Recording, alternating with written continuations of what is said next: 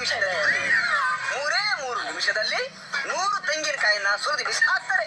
ಯಾವುದರಲ್ಲಿ? ಎಲ್ರಿಗೂ ನಮಸ್ಕಾರ. ನನ್ನ ಹೆಸರು ವೆಂಕಟಾಚಲ, ರಂಗಭೂಮಿ, ಕಿರುತೆರೆ ಹಾಗೂ ಚಲನಚಿತ್ರ ನಟ. ನಮಸ್ಕಾರ ಸ್ನೇಹಿತರೆ, ಕನ್ನಡ ಬೈರಾಮೂರ್ತಿ ಯೂಟ್ಯೂಬ್ ಚಾನಲ್ಗೆ ನಮಗೆ ಸ್ವಾಗತ. ಇಂದು ನಾವು 2025-26ನೇ ಸಾಲಿನ ಕರ್ನಾಟಕ ನಾಟಕ ಅಕಾಡೆಮಿ ಪ್ರಶಸ್ತಿ ಪುರಸ್ಕೃತರಾದ ಶ್ರೀ ವೆಂಕಟಾಚಲರವರನ್ನ ನೋಡಲು ಬಂದಿದ್ದೇವೆ. ಸ್ನೇಹಿತರೆ, ಶ್ರೀಯುತರು ರಂಗಭೂಮಿ, ಚಲನಚಿತ್ರ, ಧಾರಾವಾಹಿ ಹಲವಾರು ನಾಟಕಗಳಲ್ಲಿ ತನ್ನದೇ ಆದ ಛಾಪು ಮೂಡಿಸಿರುವ ಹಿರಿಯ ಕಲಾವಿದರು. ಬನ್ನಿ ಅವರ ಮನದಾಳದ ಮಾತುಗಳನ್ನ ಅವ್ರ ಬಾಯಿಂದನೇ ಕೇಳೋಣ. ನಾನು ಹುಟ್ಟಿದ್ದು ರಾಜಮಹಲ್ ಗುಟ್ಟಳ್ಳಿ, ಅಂದರೆ ಪ್ಯಾಲೇಸ್ ಗುಟ್ಟಳ್ಳಿ. ನಮ್ಮಪ್ಪ ಜಯರಾಮಯ್ಯ, ತಾಯಿ ಹುಚ್ಚಮ್ಮ. ನಾನು ವಿದ್ಯಾಭ್ಯಾಸ ಎಲ್ಲ ಗುಟ್ಟಳ್ಳಿನಲ್ಲಿ ಆಗಿದ್ದು. 7ನೇ ಕ್ಲಾಸ್ವರೆಗೂ ಅಲ್ಲೇ ಓದಿ. ಮನೆಯಲ್ಲಿ ಕೂಡ ಒಂದು ಹಸು ಸಾಕಿದ್ವಿ. ಹಸು ಸಾಕಿದ್ದು ಅದನ್ನು ಮೇಯಿಸೋದಕ್ಕೆ ಅಂತ ಡಾಕ್ಟರ್ ರಾಜಣ್ಣವ್ರ ಮನೆ ಹತ್ರ, ಅವಾಗೆಲ್ಲ ಮನೆಗಳು ಕಮ್ಮಿಗಳಿದ್ವು. ಆ ಕಡೆ ಮೇಯಿಸೋದಕ್ಕೆ ಅಂತ ಹಸುನ ಡೈಲಿ ಹೊಡ್ಕೊಂಡು ಹೋಗ್ತಾ ಇದ್ವಿ. ಸುಮಾರು ಶೂಟಿಂಗ್ಗಳು ಅಲ್ಲೆಲ್ಲ ನಡೀತಾ ಇತ್ತು. ಅದನ್ನು ನೋಡಿ ನಾನು ಭಾಳ ಖುಷಿ ಆಗೋದು. ನಾವು ಬೇಕು ಅಂತ ಹಸು ಹಿಡ್ಕೊಂಡು ಹೋಗ್ತಿದ್ದೆ ಶೂಟಿಂಗ್ ನೋಡೋದಕ್ಕೋಸ್ಕರ. ಅದು ಮೇಯಿಸೋದಾಗ ಆಯಿತು, ನಾವು ಶೂಟಿಂಗ್ ನೋಡಿದಾಗ ಆಯಿತು. ಎಲ್ಲ ಒಂದು ಕಂಬಕ್ಕೋ ಗಡಿಗೆ ಕಟ್ಟಾಕ್ಬಿಟ್ರೆ ನಾವು ಶೂಟಿಂಗ್ ನೋಡಿಕೊಂಡು ಆಟ ಆಡ್ಕೊಂಡು ಬರ್ತಾಯಿದ್ವಿ. ಅದೇ ರೀತಿ ಮಣ್ಣಿನ ಮಗ, ಮನಸ್ಸಿದ್ದರೆ ಮಾರ್ಗ, ಈ ಸಿನಿಮಾ ಶೂಟಿಂಗ್ ಎಲ್ಲ ಮನಸ್ಸಿದ್ದರೆ ಮಾರ್ಗದಲ್ಲಿ ಹಾಡಲ್ಲಿ ಈ ಜೀವನ ಬೇವು ಬೆಲ್ಲ ಬಲ್ಲ ತೆಗೆ ನೋವೇ ಇಲ್ಲ, ಈ ಸಾಂಗಲ್ಲಿ ಕೊನೆಯಲ್ಲಿ ನಾನು ಅವ್ರ ಜೊತೆ ಓಡೋಗ್ತೀನಿ ಆ ಸಿನಿಮಾದಲ್ಲಿ ಇದೆ. ಅಷ್ಟೊಂದು ಹುಚ್ಚು. ಯಾಕೆಂದರೆ ಅಷ್ಟೊಂದು ಚಿತ್ರೀಕರಣ ಅಲ್ಲಿ ಸದಾಶಿವನಗರದಲ್ಲಿ ನಡೀತಾ ಇತ್ತು. ಹಾಗಾಗಿ ನಾವು ಹಸು ಮೇಯಿಸ್ಕೊಂಡು ಜೀವನ ಸಾಗಿಸ್ತಾ ಇದ್ವಿ. ನಾನು ಸ್ವಲ್ಪ ಅಭಿನಯ ಕಲಿತ ಮೇಲೆ ಸ್ವಲ್ಪ ದಪ್ಪ ಆಗಬೇಕು ಅನ್ನೋ ಒಂದು ಹುಚ್ಚಿನಲ್ಲಿ ಅವಾಗ ಕರೆದಿದ್ದ ಹಾಲನ್ನ ಆವಾಗಲೇ ಲೋಟ ಕರೆದು ಅಲ್ಲೇ ಕುಡಿತಾ ಇದ್ದೆ. ಆಮೇಲೆ ಸ್ವಲ್ಪ ದಪ್ಪ ಆಗಬೇಕು ಅಂತೇಳಿ ಗರಡಿ ಮನೆಗೆ ಹೋಗಿದ್ದು ಕೂಡ ಉಂಟು. ಹಾಲು ಕುಡಿಯೋದು, ಹಸಿ ಮೊಟ್ಟೆ ಹಾಕೊಂಡು ಕುಡಿಯೋದು, ಚೆನ್ನಾಗಿ ವ್ಯಾಯಾಮ ಮಾಡೋದು, ದಪ್ಪ ಆಗ್ತೀನಿ ಅಂದ್ಬಿಟ್ಟು. ಆ್ಯಕ್ಟಿಂಗ್ ಮಾಡೋದು ಹುಚ್ಚು. ಹಾಗಾಗಿ ಅಭಿನಯ ಮಾಡೋದಕ್ಕೋಸ್ಕರ ಏನೇನೆಲ್ಲ ಮಾಡ್ತಾಯಿದ್ವಿ. ಭಾಳ ಚೂಟಿಯಾಗಿ ಕೆಲಸ ಮಾಡ್ತಾಯಿದ್ವಿ. ಹೈಸ್ಕೂಲ್, ಮಿಡ್ಲ್ ಸ್ಕೂಲೆಲ್ಲ ಮುಗಿಸಿ, ಕುಟ್ಟಳ್ಳಿಯಲ್ಲಿ ಮುಗಿಸಿ, ಹೈಸ್ಕೂಲು ನಮ್ಮ ಕಲ್ ಬಿಲ್ಡಿಂಗ್ 18th ಕ್ಲಾಸ್ 18ನೇ ಕ್ಲಾಸ್ನಲ್ಲಿರೋ ಕಲ್ ಬಿಲ್ಡಿಂಗಲ್ಲಿ ವಿದ್ಯಾಭ್ಯಾಸ 8ನೇ ತರಗತಿ ಅಲ್ಲಿ ಜಾಯ್ನ್ ಆದಮೇಲೆ ಅಲ್ಲಿ ನಮ್ಮ ದಲಿತ ಕವಿ ಸಿದ್ಧಲಿಂಗಯ್ಯ ಅವರು ಕೂಡ ನನ್ನ ಕ್ಲಾಸ್ಮೇಟೆ. ಒಂದೇ ಬೆಂಚು. ಅವರು ಶ್ರೀರಾಮ್ಪುರದಿಂದ ಬರೋರು, ನಾನು ಗುಟ್ಟಳ್ಳಿಯಿಂದ ಹೋಗ್ತಾ ಇದ್ದೆ. ಸ್ವಲ್ಪ ನಾನು ಗುಟ್ಟಳ್ಳಿಲಿ ಆವಾಜ್ ಹಾಕೋದು ಜಾಸ್ತಿ ಆಗಿತ್ತು, ಅವ್ರಿಗೆಲ್ಲ ಆವಾಜ್ ಆಗ್ತಾ ಇದೆ. ಆತ ಟಿಬೇಟ್ನಲ್ಲಿ ಫಸ್ಟ್ ಬರೋನು. ಟಿಬೇಟ್ ಅಂದರೆ ಈ ಆಸು ಭಾಷಣ, ಓದೋ ಬರೆಯೋದ್ರಲ್ಲೆಲ್ಲ ಫಸ್ಟು ನಮ್ಮ ಸಿದ್ಧಲಿಂಗಯ್ಯ. ನಾವು ಬರೀ ತರಲೆಗಳು ಆಟ ಆಡೋದು, ಹಾಡುಗಳು ಆಡೋದು, ಬರೀ ಹಿಂಗಾಗಿ ನಾವು ಹಿಂದುಳ್ಕೊಂಡ್ವಿ. ನೋಡಿ, ಆತ ಕವಿ ಆಗಿಬಿಟ್ಟು ದೇಶಕ್ಕೆ ಒಳ್ಳೆ ಉತ್ತಮ ಪ್ರಜೆ ಆದ. ನನ್ನ ಗೆಳೆಯ ಅಂತ ಹೇಳ್ಕೊಳ್ಳೋದಕ್ಕೆ ಭಾಳ ಖುಷಿ ಪಡ್ತೀನಿ. ಭಾಳ ಖುಷಿ ಆಯಿತು. ಸಿಕ್ಕಿದಾಗ ಕಲಾಕ್ಷೇತ್ರದಲ್ಲಿ ಸನ್ಮಾನ ಸಮಾರಂಭಕ್ಕೆಲ್ಲ ಸಿಕ್ಕಿದಾಗ ಜ್ಞಾಪಿಸಿದಾಗ ಅಯ್ಯೋ ವೆಂಕಟಾಚಲ ಅವರು ಅಂತ ಭಾಳ ಖುಷಿ ಪಟ್ಟಿದ್ದು ಉಂಟು ನಮ್ಮ ಸಿದ್ಧಲಿಂಗಯ್ಯ ಅವರು. ಅಷ್ಟು ಒಡನಾಟ ಆಯಿತು. ಹೈಸ್ಕೂಲ್ನಲ್ಲಿ ನಾವು ಭಾಳ ಸಕ್ರಿಯವಾಗಿ ಕೆಲಸ ಮಾಡ್ತಾಯಿದ್ವಿ. ನಾವು ರಜಾ ದಿನಗಳು ಬಂದಾಗ ಕೆಲಸಗಳಿಗೆ ಹೋಗ್ತಾಯಿದ್ವಿ. ಮಿಟ್ ಲ್ಯಾಬ್ ಅಂತೇಳಿ 18th ಕ್ಲಾಸಲ್ಲಿ ಒಂದು ಔಷಧಿ factory, Mysuru international testing laboratory ಅಂತೇಳಿ, ಅಲ್ಲಿ ವರ್ಕ್ ಮಾಡ್ತಾಯಿದ್ದೆ. ಅಲ್ಲಿ ವರ್ಕ್ ಮಾಡ್ತಾ ಸುಮಾರು ರಜೆಗಳ ದಿನ ಬಂದಾಗೆಲ್ಲ ನಾವು ಬೇರೆ ಬೇರೆ ಕೆಲಸಗಳೆಲ್ಲ ಮಾಡಿದ್ದೀವಿ. ಬಾರ್ಬೆಂಡಿಂಗ್ ಕೆಲಸ ಮಾಡಿದ್ವಿ, ಗಾರೆ ಕೆಲಸ ಮಾಡಿದ್ವಿ. ಅಣ್ಣವ್ರ ಮನೆ ಪಕ್ಕದ ಮನೆಯೇ ಒಂದು ಗಾರೆ ಕೆಲಸ ಎಲ್ಲ ಮಾಡಿದ್ವಿ, ಬಾರ್ಬೆಂಡಿಂಗ್ ಕೆಲಸ ಮಾಡ್ತಿದ್ವಿ. ಮತ್ತು ಸಿಲ್ಕ್ ಫ್ಯಾಕ್ಟ್ರಿ ದಂಡೂಸ ಅಂತೇಳಿ, ಅಣ್ಣಮ್ಮ ದೇವಸ್ಥಾನ ಎದುರುಗಡೆ ಒಂದು ಸಿಲ್ಕ್ ಫ್ಯಾಕ್ಟ್ರಿ, ದಂಡೂಸ ಫ್ಯಾಕ್ಟ್ರಿ ಅಂತೇಳಿ, ಅಲ್ಲೆಲ್ಲ ವರ್ಕ್ ಮಾಡಿದ್ವಿ. ರಜಾ ಬಂತು ಅಂದರೂ ಸಾಕು ಕೆಲಸ ಮಾಡ್ತಾಯಿದ್ವಿ. ಮನೆಗೆ ಅಲ್ಲಿ ಸಂಬಳ 100 ರೂಪಾಯಿ ಕೊಟ್ಟರೆ ಮನೆಗೆ 50 ರೂಪಾಯಿ ಅಂತ ಹೇಳಿದ್ರೆ 50 ರೂಪಾಯಿ ನಾವು ಉಳಿಸ್ಕೊಳ್ಳೋದು. ಎಲ್ಲಿ ಬಿಡ್ತೀವಿ ಹುಡುಗರ ಬುದ್ಧಿ. ಆ ಖುಷಿನ ಕೆಲ್ಸಕ್ಕೆ ಹೋಗ್ತಾಯಿದ್ವಿ. ಭಾಳ ಎಂಜಾಯ್ ಮಾಡ್ಕೊಂಡು ಕೆಲಸ ಮಾಡ್ತಾಯಿದ್ವಿ. ಹೀಗೆ ಆಡ್ತಾ ನಾಟಕಗಳ ಅಭ್ಯಾಸ, ಮನೆ ಹಿಂಭಾಗದಲ್ಲೇ ದೇವಸ್ಥಾನ ಇದ್ದಿದ್ದರಿಂದ ಅಲ್ಲಿ ನಾಟಕ ಅಭ್ಯಾಸ ಆದ್ರಿಂದ ಅವ್ರ ನಾಟಕ ನೋಡಿ ನಮಗೆ ನಾಟಕದ ಹುಚ್ಚು ಹಚ್ಕೊಂಡು ನಾವು ಈ ಮಟ್ಟಿಗೆ ಬೆಳೆಯೋದಕ್ಕೆ ನಮ್ಮ ನಾಟಕದೇ ಕಾರಣ ಅಂತ. ಸರ್, ತಮಗೆ ಈ ರಂಗಭೂಮಿಯ ಒಲವು ಹೇಗ್ ಮೂಡಿತು? ಯಾವ ವರ್ಷದಲ್ಲಿ ಮೂಡಿತು? ಓಹೋ, ಭಾಳ ಚೆನ್ನಾಗಿ ಸೊಗಸಾಗಿ ಕೇಳಿದ್ರಿ. ನನಗೆ ಈ ನಾಟಕದ ಹುಚ್ಚು ಹಟ್ಕೊಂಡಿದ್ದೆ ಭಾಳ ಖುಷಿಯಾದ ವಿಚಾರ. ಯಾಕೆಂದರೆ ನಮ್ಮ ಮನೆ ಹಿಂಭಾಗದಲ್ಲೇ ಕೃಷ್ಣನ ದೇವಸ್ಥಾನ ಇತ್ತು. ನಮ್ಮ ಮನೆಗೆ ಅಟ್ಯಾಚ್ ಕೃಷ್ಣನ ದೇವಸ್ಥಾನ.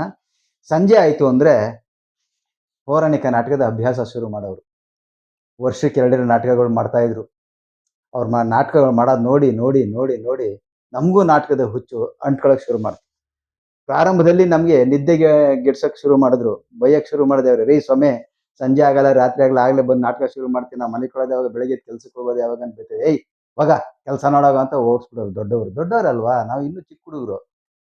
ನಾಟಕ ಮುಗೀತು, ಇಡೀ ಪ್ರದರ್ಶನ ಮುಗೀತು, ಎಲ್ಲ ಸ್ತಬ್ಧ ಆಗೋಯ್ತು. ರಿಹರ್ಸಲ್ಲೇ ಇಲ್ಲ, ಶಾಂತಿ. ನಮ್ಗನಿಸ್ತಿದೆ, ಛೇ ಏನಿದು ಹಿಂಗೆ ನಿಂತೋಯ್ತಲ್ಲ, ದಿನ ರಿಹರ್ಸಲ್ ಮಾಡ್ತಿದ್ರೆ ಚೆನ್ನಾಗಿತ್ತು ಅಂತ ನಮಗೆ ಆಗ ಅನ್ನಿಸ್ತಾ ಇತ್ತು.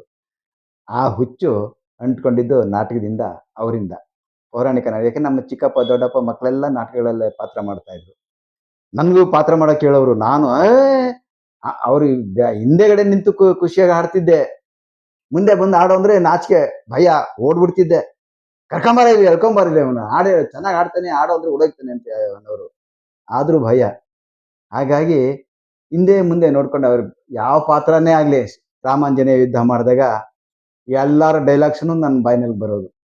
ಪೌರಾಣಿಕ ಕುರುಕ್ಷೇತ್ರ ನಾಟಕ ಆಗಲಿ, ಸಂಪೂರ್ಣ ರಾಮಾಯಣ ಆಗಲಿ, ಶ್ರೀಕೃಷ್ಣ ಪಾರಿಜಾತ ಆಗಲಿ, ಎಲ್ಲ ಪಾತ್ರಧಾರಿಗಳ ನಾಟಕ ಪಾತ್ರಗಳು ನನಗೆ ಬಾಯಟ್ಟಾಗ್ಬಿಡ್ತಾ ಇತ್ತು.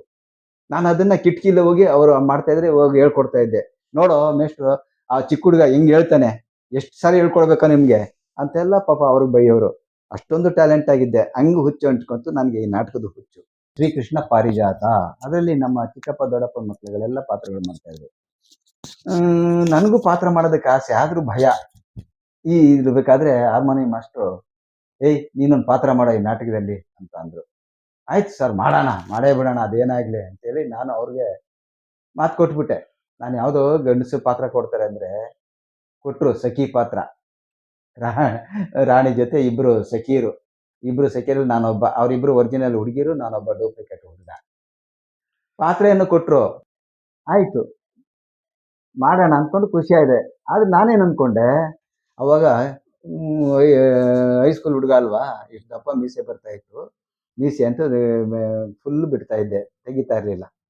ಏನಾಯಿತು, ಎಲ್ಲರೂ ನಾಟಕ ಸಂಜೆ ಪ್ರಾರಂಭ ಆಗಬೇಕಲ್ಲ, ಎಲ್ಲರೂ ಸ್ನಾನ ಗೀನ ಮಾಡ್ಕೊಂಡು ದೇವಸ್ಥಾನ ಹಾಕೊಂಡು ಕಲಾವಿದರೆಲ್ಲ ಏನು ಓಡಾಡ್ತಾ ಇದ್ದಾರೆ. ನಾನು ಹಂಗೆ ಸ್ನಾನ ಗೀನ ಮಾಡ್ಕೊಂಡು ಏನು ಓಡಾಡ್ತಾ ಇದ್ದೀನಿ. ಎದುರುಗಡೆ ಸಂಜೆ ಮಾಸ್ಟರ್ ಸಿಕ್ಕಿದ್ರು. ಏಯ್ ಯಾಕೋ ಇನ್ನೂ ರೆಡಿ ಆಗಿಲ್ಲ ಅಂದರು. ಸರ್ ರೆಡಿ ಆಗ್ಬಿಟ್ಟಿ, ಬೆಳಗ್ಗೆನೆ ಸ್ನಾನ ಮಾಡ್ಕೊಂಡು ಅಲ್ಲಿ ಇಲ್ಲಿ ದೇವಸ್ಥಾನ ಎಲ್ಲ ಸುತ್ಕೊಂಡೆಲ್ಲ ರೆಡಿ ಆಗ್ಬಿಟ್ಟಿದ್ದೀನಿ, ಮೀಸೆನೇ ತೆಗ್ದಿಲ್ವಲ್ಲ ಅಂದ್ರು. ಮೀಸೆ ತೆಗಿಬೇಕಾ? ಮೀಸೆ ತೆಗಿಬೇಕಂದ್ರೆ ನನ್ನ ಪಾತ್ರನೇ ಮಾಡಕ್ಕಿಲ್ಲ, ನನ್ನ ಪಾತ್ರನೇ ಬೇಡ ಅಂದ್ರೆ, ಏಯ್ ಏನ್ ಆಟ ಆಡ್ತಿದ್ಯಾ ಸಾಯಂಕಾಲ ನಾಟಕ ಇಟ್ಕೊಂಡು, ಹೋಗಿ ಮೀಸೆ ತೆಗಿಯೋಗ. ಇಲ್ಲ ನಾನು ಪಾತ್ರ ಮಾಡಲ್ಲ ಅಂತ ಅಳೋ ಬಂದ್ಬಿಡ್ತು ನನಗೆ. ಅವ್ನ ಪಕ್ಕದಲ್ಲಿ, ಏಯ್ ಇವ್ನು ಬಿಡ್ಬೇಡ ಕಣ, ಕರ್ಕೊಂಡೋಗಿ ಮೀಸೆ ತೆಗ್ಸಿ ಎಲ್ಲ ರೆಡಿ ಮಾಡಿಸ್ಕೊಳ್ಳೋ ಇವ್ನಿಗೆ ಹಿಂಗಂತ ಅವ್ನು ಬಾಡಿ ಗಾರ್ಡ್ ಬೇರೆ ಇಟ್ಬಿಟ್ರು ನನಗೆ. ಎಲ್ಲಿ ಓಡಾಡಕ್ಕೂ ಬಿಡ್ತಾ ಇಲ್ಲ.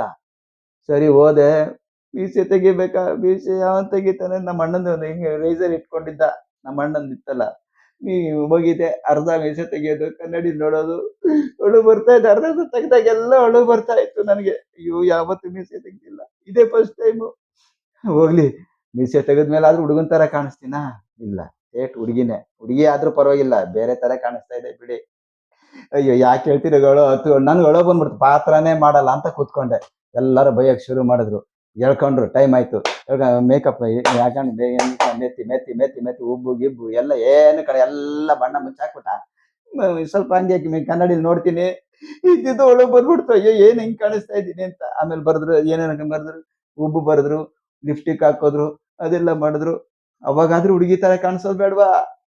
ಒಳಗೆ ಬಂದ್ಬಿಡ್ತು. ನಾನು ಮಾಡಲ್ಲ ಅಂತ ಕೂತ್ಕೊಂಡೆ. ಬೈದ್ ಕಳ್ಸದೆ, ರೆಡಿಯಾಗಲಿ, ಆಮೇಲೆ ಪಾತ್ರ ಬಂದ್ಬಿಡ್ತು ಅಂತಂದ್ರು. ಎಲ್ಲ ಹಾಕೊಂಡೆ. ಹುಡುಗಿ ಅವನು ನಮ್ಮ ಶಿವಣ್ಣ ಅಂತ ಇದ್ದ, ಅವ್ಳ ತಂಗಿ ಒಬ್ರು ನನ್ನ ಸೈಜೇ ಇದ್ಲು. ಹುಡುಗಪ್ಪ ನಿನ್ನ ತಂಗಿದು ಲಂಗ ದಾವಣಿ ಎತ್ಕೊಂಬಂದ್ಬಿಡೋ, ಒಡ ಅಂತ ಕಳಿಸಿದ್ವಿ. ಪಾಪ ಅವ್ನು ನಾಟಕ ನೋಡ್ತಿದ್ದನು, ಮನೆಗೆ ಓಡೋಗಿತ್ತು. ಯಾವ ಕೈ ಸಿಗುತ್ತೆ ಹೇಳ್ಕೊಂಬಂದ, ಲಂಗ ದಾವಣಿ ತಂದ, ಹಾಕೊಂಡೆ. ಬ್ಲೌಸ್ ತೆಗಿತಾನೆ, ತೆಗೆದು ನೋಡ್ತೀವಿ, ಇಷ್ಟು ಅಗಲ ಬರ್ತಾ ಇದೆ. ಅವ್ರಮ್ಮ ಇಷ್ಟು ದಪ್ಪ ಇದ್ಲು. ನಾನು 4-5 ಜನ ನುಗ್ಗಬೇಕು, ಅಷ್ಟು ದಪ್ಪ ಲೂಸ್ ಆಗಿದೆ ಬ್ಲೌಸ್ ಪೀಸು. ಟೈಮ್ ಇಲ್ಲ. ಮೇಕಪ್ ಮ್ಯಾನ್ ಏನ್ ಮಾಡ್ದ, ಭಾಳ ಛತ್ರಿ ಅವನಿಗೆ ಹಾಕ್ಬಿಟ್ಟು ಒಂದು ರೌಂಡ್ ಸುತ್ತಿಸ್ಬಿಟ್ಟು ಹಿಂದೆಗಡೆ ಪಿನ್ ಹಾಕ್ಬಿಟ್ಟ. ಏನು ಮಾಡಿದ್ರು ಹುಡುಗಿ ತರ ಕಾಣಿಸೋದೇ ಇಲ್ವಲ್ಲಪ್ಪ ಇವನು. ತೇರಿ ಏನ್ ಮಾಡೋದು ಹಂಗಿಂಗೆ ಅಂತ ಅಲ್ಲೆಲ್ಲ ಹುಡುಕಿದ್ರು. ಹಿಂದೆಗಡೆ ಪಿನ್ ಹಾಕಿ ಹುಡುಗಿ ಥರ ಕಾಣಿಸ್ಬೇಕಲ್ಲ, ಆ ಮೂಲೆಯಲ್ಲಿ ಈ ಮೂಲೆಯಲ್ಲೆಲ್ಲ ಇಷ್ಟಿಷ್ಟು ಪೇಪರ್ ಹುಡ್ಕೊಂಬಂದು ಒಂದು ಗಂಟು ಮಾಡಿ ಉಂಡೆ ಮಾಡಿ 2 ಕಡೆನೂ ಇಟ್ಬಿಟ್ಟು ಹಿಂದೆಗಡೆ ಪಿನ್ ಹಾಕ್ಬಿಟ್ಟು ಸೀನ್ ಬಂತು. ಹೋಗೋ ಸೀನ್ ಬಂತು, ಹಾಡು ಬಂತು. ಸಗೈಪುದೇನ್ ಸಖಿ ಸುದಿನವಿದು ಮಲ್ಲಿಗೆ ಮಂಜುಳ ಮೋದಮಯ ವನ ನಿರೆಯ ಅಭಿಹೃದಯ ಸಖಿ ಕೇಳಗಳ ಸಖಿ ಈ ವನವನ್ನು ನೋಡಿದ್ರೆ ಎಷ್ಟು ಸೊಗಸಾಗಿರುವುದು ಅಂತ ಒರಿಜಿನಲ್ ಲೇಡಿ ಅಂದ್ರೆ ರಾಧಾ ಪಾತ್ರ ಮಾಡಿರೋಳು ನನ್ನ ಕೈ ಹಿಡ್ಕೊಂಡು ಹಿಂಗೆ ಮೇಲಕ್ಕೆ ಎತ್ತಲೋ ಇಲ್ವಾ, ಪಿನ್ನು ಪಟಕ್ ಅಂತ ಕಿತ್ತೈತೆ, 2 ಪೇಪರ್ ಉಂಡೆ ತಬಾಕ ಅಂತ ಬಿದ್ದೈತಿ. ಇಡೀ ಜನ ಎಲ್ಲ ಗೊಳ್ಳ ಅಂತ ನಗಕ್ ಶುರು ಮಾಡಬಿಟ್ರು. ನಾನು ನಿಂತ್ಕೊಳ್ಳಿಲ್ಲ, ಕಿತ್ಕೊಂಡು ಅವ್ಳ ಕೈ ಕಿತ್ಕೊಂಡು ವಾಟ ಮನೆಗೆ. ಅದು ನಮ್ಮ ಮನೆಗೆ ಹುಡುಗ ಬಂದು ಅಳ್ತಾ ಕೂತ್ಕೊಂಡ್ಬಿಟ್ಟೆ. ಹುಡುಕ್ತಾರೆ ಎಲ್ಲಿ ಎಲ್ಲಿ ಎಲ್ಲಿ ಅನ್ನೋದು ನಾನು ಸಿಕ್ಕಿದ್ರು ತಾನೆ ಕೈಗೆ. ಅಂದ್ರೆ ನಮ್ಮ ಪೌರಾಣಿಕದ ನಾಟಕದ ದೃಶ್ಯದ ಫಸ್ಟ್ ನನಗೆ ಅನುಭವ ಆಗಿದ್ದು ಈ ಪೌರಾಣಿಕ ನಾಟಕದಲ್ಲಿ. ಅಲ್ಲಿಂದನೇ ನಾನು ನಾಟಕ ಶುರು ಮಾಡ್ಕೊಂಡಿದ್ದು. ಅಂದ್ರೆ ತಮ್ಮ ಪೌರಾಣಿಕ ರಂಗಭೂಮಿ ಪಯಣ ಸ್ತ್ರೀ ವೇಷದಿಂದ ಶುರುವಾಗಿದೆ ಅಲ್ವಾ ಸರ್? ಸ್ತ್ರೀ ವೇಷದಿಂದ. ಅವಾಗಿನ ನಾಟಕ ಅಂದ್ರೆ ಚಾಪೆ ಗಿಂಬು ಏನು ಬೆಡ್ಶೀಟ್ ಗಿಡ್ಶೀಟ್ ಎಲ್ಲ ತಂದು ಅಚ್ಚುಕಟ್ಟು ಹಾಕಿ ಕುತ್ಕೊಂಡು ನಾವು ಬೆಳಗಾನ ಅವ್ರು ನಾಟಕವನ್ನು ನೋಡೋರು. ಈಗಿನ ಕಾಲದಲ್ಲಿ ಆಗಲ್ಲ, ಸ್ವಲ್ಪ ತೌಟೆ ದೊಡ್ಡಾಗಿರ್ತಾರೆ.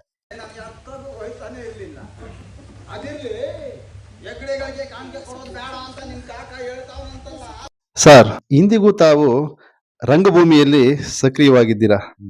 ಇತ್ತೀಚೆಗೆ ನಾನು ನಿಮ್ಮ ಜೊತೆ ಅಭಿನಯಿಸಿದ ಕಾಕನಕೋಟೆ ನಾಟಕ, ಯಾಕಂದ್ರೆ ಅದರಲ್ಲಿ ನಾನು ಮಾವಯ್ಯ ಮಾವಯ್ಯ ಅಂತ ಕರೆದಾಗಲೆಲ್ಲ ನೀವು ರಂಗದ ಮೇಲೆ ಅಭಿನಯದ ಜೊತೆಗೆ ನಮ್ಮನ್ನ ಪ್ರೋತ್ಸಾಹಿಸಿದ ರೀತಿ ಅಭಿನಂದನೀಯ ಸರ್. ತುಂಬಾ thank you very much sir.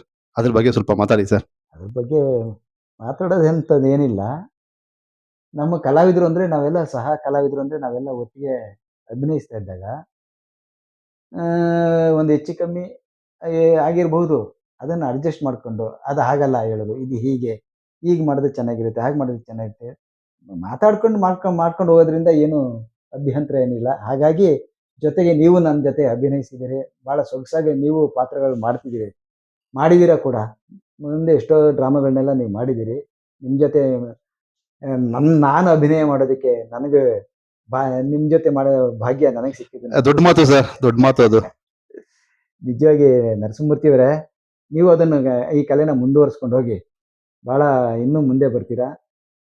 Kaladevi ನೀವು ಆರಾಧಿಸ್ಬೋದು, ಏಕೆಂದರೆ ಆ ಗುಣ ನಿಮ್ಮಲ್ಲಿದೆ. Thank you sir. ತಾವು ರಂಗಭೂಮಿಯಿಂದ ಈ ಧಾರಾವಾಹಿ ನಂಟನ್ನ ಹೇಗ್ ಬೆಳೆಸ್ಕೊಂಡ್ರಿ? ಚೆನ್ನಾಗಿ ಕೇಳಿದ್ರಿ. ಹೇಗೆ ಬೆಳೆಸ್ಕೊಂಡ್ರಿ ಅಲ್ಲ, ಹೇಗೆ ಅವಕಾಶಗಳು ಬಂತು ಅನ್ನೋದೇ ಭಾಳ ಮುಖ್ಯ. ನಾನೊಂದು ತಂಡ ಕಟ್ಕೊಂಡೆ. ನನ್ನ ಫ್ರೆಂಡ್ ಒಬ್ಬ ಇದ್ದ, ಮುರಳೀಧರ ಅಂತ ಹೇಳಿ ನನ್ನ ಗೆಳೆಯ. ಆತನು ಕೂಡ ಒಂದು ತಂಡ ಕಟ್ಕೊಂಡಿದ್ದ. ಹಂಸಜ್ಯೋತಿ ಕಲಾನಿಕೇತನ ಅನ್ನೋ ಒಂದು ಬ್ಯಾನರಲ್ಲಿ ಅವನದೊಂದು ಬ್ಯಾನರ್ ಇತ್ತು. ಅವನ ಜೊತೆಲಿ ನನ್ನನ್ನು ಕರ್ಕೊಂಡೋಗಿ ನಾಟಕಗಳೆಲ್ಲ ಮಾಡಿಸ್ತಾ, ನಾಟಕ ತಂಡದಲ್ಲಿ ನನ್ನನ್ನು ಮಾಡಿಸ್ತಾ ಇದ್ದ. ಆಗ ಒಂದು ಎಲ್ಲ ಇನ್ನೂ ಜನ ಸೇರಿದಾಗ ನಾವು ಕಲಾಕ್ಷೇತ್ರದಲ್ಲಿ ನಾಟಕ ಮಾಡಬೇಕಲ್ಲ ಅನ್ನೋ ನನಗೆ ಭಾಳ ಹುಚ್ಚಿತ್ತು.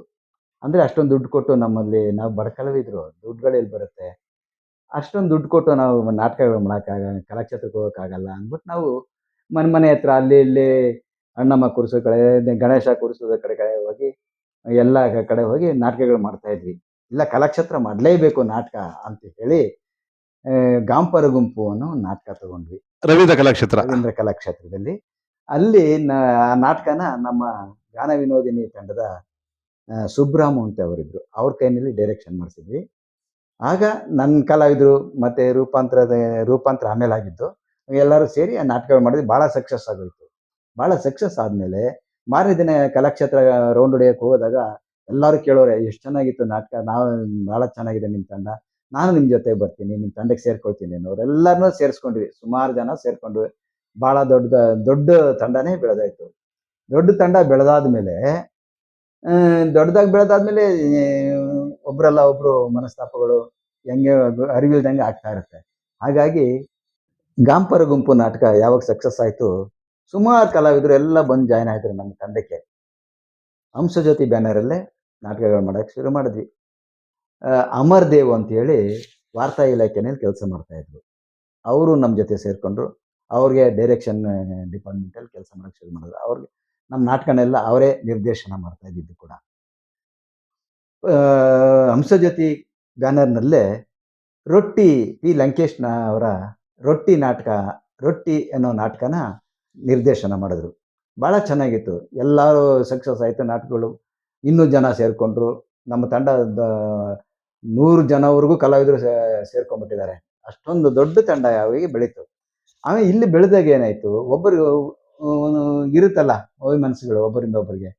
ನಮ್ಮ ಇವನು ಮು ಮುರಳೀಧರ ಮತ್ತು ಅಮರ್ ದೇವನ್ ಅವ್ರಿಗೆ ಸ್ವಲ್ಪ ಮಾತುಕತೆಯಲ್ಲಿ ಏನೋ ಬೇಸರ ಉಂಟಾಗಿ ಅವರಿದ್ರೆ ನಾವು ಬರಲ್ಲ, ಇವರಿದ್ರೆ ನೀವು ಬರಲ್ಲ ಅಂತೇಳಿ ಸ್ವಲ್ಪ ಗೊಂದಲಗಳು ಶುರುವಾಗಿ ಸ್ವಲ್ಪ ದಿನ ನಾಟಕಗಳೇ ನಿಂತೋಯ್ತು. ಆಮೇಲೆ ಹಿಂಗೆ ನಿಂತು ನಮಗೆ ಸುಮ್ಮನಿರಕ್ಕಾಗಲ್ವಲ್ಲ, ನಾವು ಕಲಾವಿದರಲ್ಲ, ಏನಾದರೂ ಮಾಡ್ತೀವಿ, ಸುಮ್ಮನಿರಕ್ಕೆ ಕೂತ್ಕೊಳ್ಳೋಕ್ಕಾಗ ಜಯಮಾನನೇ ಅಲ್ಲ, ನಾಟಕಗಳು ಮಾಡ್ತಾನೆ ಇರಬೇಕು ಅಂತ ಹುಚ್ಚು ನಮಗೆ. ಹುಡುಕೊಂಡು ಬಂದರು. ನಾನು ಆಫೀಸಲ್ಲಿ MSIL ಕೆಲಸ ಮಾಡ್ತಾಯಿದ್ದೆ. ಅಲ್ಲಿಗೆ ಅಮರ್ ದೇವರು ಹುಡುಕೊಂಡು ಚಲ ತಿರುಗಿ ಕಲಾವಿದರನ್ನು ಸೇರಿಸೋ ನಾಟಕಗಳು ಮಾಡೋಣ ಅಂತೇಳಿ ಹೇಳಿ ತಿರುಗಿ. ಅವಾಗೆಲ್ಲ ಫೋನ್ ಇರಲಿಲ್ಲ, ಏನಿಲ್ಲ, ಎಲ್ಲ ಲೆಟ್ರ್ಗಳ ಮೂಲಕ ಕಲಾವಿದರಿಗೆ ತಿಳಿಸಿ ಮತ್ತೆ ಸೇರಿಸಿ ಮತ್ತೆ ಶುರು ಹಚ್ಕೊಂಡ್ವಿ. ಆವಾಗ ಈ ಮು ಮುರಳೀಧರ ಅಂತ ಏನಿದ್ರು ನನ್ನ ಗೆಳೆಯ, ಅವರು ನಾನು ಬರಲ್ಲ ಅಂತೇಳಿ ಅವಾಯ್ಡ್ ಆದರು. ಅವರು ಬಿಟ್ಬಿಟ್ಟು ಮತ್ತೆ ಅಮರ್ ದೇವರೇ ನಾಟಕ ಮತ್ತೆ ಶುರು, ಅದೇ ನಾಟಕ ಮಾಡಿದ್ವಿ. ಮತ್ತೆ ರೊಟ್ಟಿ ಅನ್ನೋ ನಾಟಕನೇ ಪ್ರಾರಂಭ ಮಾಡಿದ್ವಿ. ಆವಾಗ ಹಂಸಜ್ಯೋತಿ ಬ್ಯಾನರ್ ಇರಲಿಲ್ಲ, ಹೊಸ ಬ್ಯಾನರ್ ಹೊಸ ಟೈಟ್ಲ್ ಇಟ್ಕೊಂಡು ಮಾಡಿದ್ವಿ. ಅದೇ ರೂಪಾಂತರ. ನಮ್ಮ ಅಮರ್ ದೇವ್ ಅವರೇ ಆ ಟೈಟ್ಲನ್ನ ತಗೊಂಡ್ಬಂದರು. ರೂಪಾಂತರ ಕಟ್ಟೋದಕ್ಕೆ ಪ್ರಾರಂಭ ಮಾಡಿದ್ವಿ. ಅಂದ್ರೆ ಇವತ್ತು ಬೆಂಗಳೂರಿನ ಹೆಸರಾಂತ ನಾಟಕ ತಂಡ ರೂಪಾಂತರ ಕಟ್ಟಿದಂತ ಸಂದರ್ಭ. ಆ ಸಂದರ್ಭಕ್ಕೆ ನಾನೇ ಮುಖ್ಯ ಕಾರಣ. ನಾನು ಕಲಾಕ್ಷೇತ್ರ ಹೋಗಿದ್ರೆ ಈ ತಂಡ ಉಟ್ಕೊತಾನೆ ಇರಲಿಲ್ಲ. ಇದರಿಂದ ನಾವು ಅದಕ್ಕೆ ಉದ್ಭವ ಆಗೋದಕ್ಕೆ ನಾನು ಒಬ್ಬ ಕಾರಣ ಅಂತ ನನ್ನ ಅನಿಸಿಕೆ. ಹಾಗಾಗಿ ಇವಾಗ ದೊಡ್ಡದಾಗಿ ಬೆಳೆದಿದೆ. ಎಲ್ಲ ಬಾಂಬೆ, ಡೆಲ್ಲಿ, ಕಲ್ಕಟ್ಟ ಎಲ್ಲ ಕಡೆಗೂ ರೌಂಡ್ ಹೊಡ್ಕೊಂಡು ಬಂದಿದ್ದೀವಿ. ಎಲ್ಲ ಪಾರಿತೋಷಿಕಗಳನ್ನು ತಂದಿದ್ದೀವಿ. ಒಳ್ಳೊಳ್ಳೆ ನಾಟಕಗಳ ಎಲ್ಲ ಕವಿಗಳ ನಾಟಕಗಳನ್ನೇ ಮಾಡಿದ್ದೀವಿ. ತಲೆದಂಡ ಇರ್ಬೋದು, ಗುಣಮುಖ ಇರ್ಬೋದು, ಅಬುಚೂರಿನ ಪೋಸ್ಟ್ ಆಫೀಸ್ ಇರ್ಬೋದು, ಎಲ್ಲ ದೊಡ್ಡ ದೊಡ್ಡ ನಾಟಕಗಳನ್ನೇ ಮಾಡ್ತಾ ಇವಾಗೂ ಬಂತಾ ಇದ್ದೀವಿ. ಆಮೇಲೆ ಈಗ ಇದ್ದವರು ಸೀರಿಯಲ್ ಮಾಡೋಣ ಅಂಥೇಳಿ ಅಮರ್ ದೇವ್ ಅವರು ಒಂದು ಸೀರಿಯಲ್ ಶುರು ಮಾಡಿದ್ರು 1990ರಲ್ಲಿ. ಅಂದ್ರೆ ಇಡೀ ದೇಶದ ಮೂಲೆ ಮೂಲೆಯಲ್ಲಿ ತಮ್ಮ ನಾಟಕ ತಂಡ ನಾಟಕವನ್ನ ಮುಗಿಸಿದ ಮೇಲೆ ಈ ಸೀರಿಯಲ್ ಮಾಡಬೇಕು ಅಂತ ಅನ್ಕೊಂಡಿದ್ದೀರಾ ಸರ್? ಅನ್ಕೊಂಡಿದ್ವಿ. ಅಂದ್ರೆ ಆ ಥರ ಮಾಡೋಣ, ನಾವೆಲ್ಲ ಸೇರಿ ಮಾಡೋಣ, ಸ್ವಲ್ಪ ದುಡ್ಡು ಗಿಡ್ಡು ಹಾಕೊಂಡು ಒಂದು ಸೀರಿಯಲ್ ಶುರು ಮಾಡಿದ್ರು. ಭಾಳ ಚೆನ್ನಾಗಿ ಹೋಯ್ತು. ಸೀರಿಯಲಲ್ಲೆಲ್ಲ ದೊಡ್ಡ ದೊಡ್ಡ ಪಾತ್ರಗಳು, ನಾನು ಅದಕ್ಕೆ ಮ್ಯೂಸಿಕ್ಕು ಹಾಡುಗಳೆಲ್ಲ ನಾನು ಇದು ಮಾಡ್ತಾ ಇದ್ದೆ. ಹಾಗಾಗಿ ನಮ್ಮ ತಂಡ ಭಾಳ ಜೋರಾಗಿ ಬೆಳೀತು. ಹಾಗಾಗಿ ಈ ಸೀರಿಯಲಿಂದ 1990ನೇ ಇಸ್ವಿನಲ್ಲಿ ಈ ಸೀರಿಯಲ್ ಯಾವುದು ಕತ್ತಲನ್ನು ತ್ರಿಶೂಲ ಹಿಡಿದ ಕತೆ, ಅದು ನನಗೋಸ್ಕರ ಅಮರದೇವ್ ಅವರು ನಾಟಕ ಮಾಡ್ಕೊಂಡ್ಬಂದಿದ್ರು. ನಾನು ಆ ಪಾತ್ರನ ಮಾಡೋಕ್ಕೆ ಸಮಯ ಅಭಾವ ಆಗಿದ್ದರಿಂದ, ಏಕೆಂದರೆ MSL ಸೇರಿದ್ದು ಹೊಸದಾದ್ದರಿಂದ ನನ್ನ ಗೆಳೆಯ ಒಬ್ಬ ಕರಿಬಸವ ಇದ್ದ. ಸರ್ ಇವನ ಕೈಯಲ್ಲಿ ಮಾಡಿಸಿ ಆ ಪಾತ್ರನ, ನನಗೆ ಸಮಯ ಸಿಗ್ತಾ ಇಲ್ಲ ಅಂಥೇಳಿ ನಾನು ಆ ಪಾತ್ರನ ಕರಿಬಸವಯ್ಯ ಕೊಟ್ಟೆ. ಆ ಪಾತ್ರನ ಕರಿಬಸವಯ್ಯವರು ಭಾಳ ಸೊಗಸಾಗಿ ಅಚ್ಚುಕಟ್ಟಾಗಿ ಮಾಡಿದ್ರು. ಆ ಪಾತ್ರ ಮಾಡಿದಾಗಿಂದನೇ ಕರಿಬಸವಯ್ಯ ಯಾರು ಅನ್ನೋದನ್ನು ಬೆಳಕಿಗೆ ಬಂದಿದ್ದು. ಅದುವರೆಗೂ ನಮ್ಮ ಜೊತೆ ನಾಟಕ ಮಾಡೋಕ್ಕೆ ಯಾರೂ ಗೊತ್ತಿರ್ತಿರ್ಲಿಲ್ಲ. ಆ ಪಾತ್ರ ಮಾಡಿದ್ರಿಂದ ಅವನು ಬೆಳಕಿಗೆ ಬಂದ. ಅಂದರೆ ನನ್ನ ಬೆಳವಣಿಗೆ ಸ್ವಲ್ಪ ಅಲ್ಲಿ ಕುಂಠಿತ ಆಗಿ ಅಲ್ಲಿಗೆ ಟರ್ನ್ ಆಯಿತು. ಯಾಕೆಂದರೆ ಅವಕಾಶವಾದಿಗಳು ಅವಕಾಶ ಬಂದಾಗ ಗಿಟ್ಸ್ಕೋಬೇಕು, ಬಿಟ್ಟರೆ ಹೋಗುತ್ತೆ, ಇನ್ನೊಬ್ಬರಿಗೆ ಹೋಗುತ್ತೆ ಅನ್ನೋದಕ್ಕೆ ಒಂದು ಉದಾಹರಣೆ ಅಷ್ಟೇ. ಅಂದ್ರೆ ಖ್ಯಾತ ಚಲನಚಿತ್ರ ನಟ ಕರಿಬಸಯ್ಯನ ಒಂದವರು ತಾವೇ ಅಲ್ವಾ ಸರ್? ಹೌದೌದು. ನನ್ಗೆ ನಮ್ಮ ಡ್ರಾಮಾ ಟ್ರೂಪ್ಗೆ ನಾನೇ ಕರ್ಕೊಂಡ್ ಬಂದಿದ್ದೆ. ಇನ್ನೊಂದು ಟ್ರೂಪ್ ಬಂದಿದ್ದ, ಬಾ ನನ್ನ ಜೊತೆ ಬೀದಿ ನಾಟಕಗಳು ಮಾಡ್ತಾ ಇರ್ತೀವಿ, ನನ್ನ ಜೊತೆ ಹಾಡಾಡುವಂತೆ ಅಂತೇಳಿ ನನ್ನ ಜೊತೆ ಕರ್ಕೊಂಡು ಬಂದು ಅವನ ಪಾತ್ರಗಳನ್ನ ಮಾಡಿಸ್ಕೊಂಡೆ. ಅವನು ನನಗಿನ್ನ ಅಂದರೆ ಮಾತಿನ ಮಲ್ಲ, ಎಲ್ಲರನ್ನೂ ಭಾಳ ಚೆಂದಾಗಿ ಮಾತಿನಲ್ಲಿ ಎಲ್ಲರನ್ನೂ ಚೆನ್ನಾಗಿ ಮಾತಾಡ್ಸೋನು. ಹಾಗಾಗಿ ಅವನು ಬೆಳೆದ ಭಾಳ ಫಾಸ್ಟಾಗಿ ಫಾಸ್ಟಾಗಿ ಹೊರಟೋಗ್ಬಿಟ್ಟ. ಅಂದರೆ ಅವನ ಸಾವಿಗೆ ಅವನೇ ಕಾರಣ ಆಗ್ಬಿಟ್ಟ. ಅದೊಂದೇ ಬೇಜಾರು. ಒಳ್ಳೆ ಕಲಾವಿದ. ಅಂದರೆ ನನ್ನ ಇಮಿಟೇಟ್ ಮಾಡೋನು. ನಾನು ಕುಡ್ಕೊಂಡು ಪಾತ್ರ ಮಾಡಿದ್ರೆ ನನ್ನದೇ ಥರ ಮಾಡೋದು, ನಾನು ಬಿಕ್ಕಿಟ್ಕೊಂಡು ಮಾತಾಡ್ತೀವಿ, ಊಟ ಆಯ್ತಾ ಚೆನ್ನಾಗಿದ್ದೀರಾ, ಯಾವಾಗ ಬಂದೆ, ಇವೆಲ್ಲ ನಾನು ಮಾಡ್ತಿದ್ದೆ. ನನಗಿನ್ನ ಮುಂಚೆ ಅವನೇ ಮಾಡ್ಕೊಂಡು ಹೋಗಿ ಎಲ್ಲ ತಿಳ್ಕೊಂಡು ಭಾಳ ಫಾಸ್ಟಾಗಿ ಬೆಳೆಯೋಕ್ಕೆ ಶುರು ಮಾಡ್ಬಿಟ್ಟ. ಫಾಸ್ಟಾಗಿ ಫಾಸ್ಟಾಗಿ ಹುಡ್ಕೋದ. ಆ ಥರ ಎಲ್ಲ ಅವನೇ ಹೊಣೆಗಾರಿಕೆ ಆಗ್ಬಿಟ್ಟ. ಅದೇ ಬೇಜಾರು. ನಮಗೆ ಗೆಳೆಯ ಒಬ್ಬ ಚೆನ್ನಾಗಿರೋ ಗೆಳೆಯ ನನಗೆ ಬಿಟ್ಟು ಹೋದ್ನಲ್ಲ ಅನ್ನೋ ಒಂದು ಬೇಜಾರು. ರೂಪಾಂತರ ತಂಡ ಇವಾಗಲೂ ಇದೆ. ಮಾಡ್ತಾ ಇದ್ದೀವಿ. ಎಷ್ಟೋ ನಾಟಕಗಳು ಮಾಡಿದ್ದೀವಿ. ಇವಾಗ ಮೊನ್ನೆ ಕೂಡ ನಾಟಕಗಳು ಮಾಡ್ತಾನೇ ಇದ್ದೀವಿ. ಧಾರಾವಾಹಿ ಯಾವಾಗ ಶುರುವಾಯಿತು, DD1 ಇವಾಗ ಎಲ್ಲ ಬಂದಿದೆ. ಜಿ ಆಗಲಿ, ಇವಾಗ ಯಾವ ಸೀರಿಯಲ್ಗಳಿದೆ, ಚಾನಲ್ಗಳಿವೆ, ಎಲ್ಲ ಈಗ ಬಂದಿರೋದು. ಆಗ DD1 ಒಂದೇ ಚಂದನ. ಆ ಚಂದನದಲ್ಲಿ ಬರ್ತಿದ್ದಿದ್ದೇ ನಾವು ಸಿಕ್ಕಾಪಟ್ಟೆ. ಚಂದನದಲ್ಲಿ ಯಾವ್ದಾನ ಸೀರಿಯಲ್ ಬರ್ತಾ ಇದೆ ಅಂದ್ರೆ ನಾವು ಬರೀ ಅವಾಗ 13 ಎಪಿಸೋಡ್ ಮಾತ್ರ ಬರ್ತಾ ಇದ್ವಿ. ಇವಾಗ ಮೆಗಾತಾರ ಬರ್ತಾ ಇರ್ಲಿಲ್ಲ. 13 ಎಪಿಸೋಡ್ ಮಾತ್ರ ಬರ್ತಿದ್ವಿ. ಬರೀ ಯಾವಾಗ ನೋಡಿದ್ರು ಚಂದನದಲ್ಲಿ ನಾವೇ ಕಾಣಿಸ್ಕೊಳ್ತಾ ಇದ್ವಿ. ಹಂಗಾಗಿ ಸ್ವಲ್ಪ ಬೆಳಕಿಗೆ ಬಂದ್ವಿ. ತಾವು ನೂರಾರು ಸೀರಿಯಲ್ಗಳಲ್ಲಿ ಅಭಿನಯಿಸಿದ್ದೀರಾ. ತಮಗೆ ಅತಿ ಹೆಚ್ಚು ಖುಷಿ ಕೊಟ್ಟಂತ ಯಾವ್ದಾದ್ರು ಸೀರಿಯಲ್ ಇದೆಯಾ ಸರ್? ಇದೆ. ಪಾಪ ಪಾಂಡು 5 ವರ್ಷ 5-6 ವರ್ಷ ಬಹಳ ವರ್ಷಗಳೇ ಓಡ್ತು.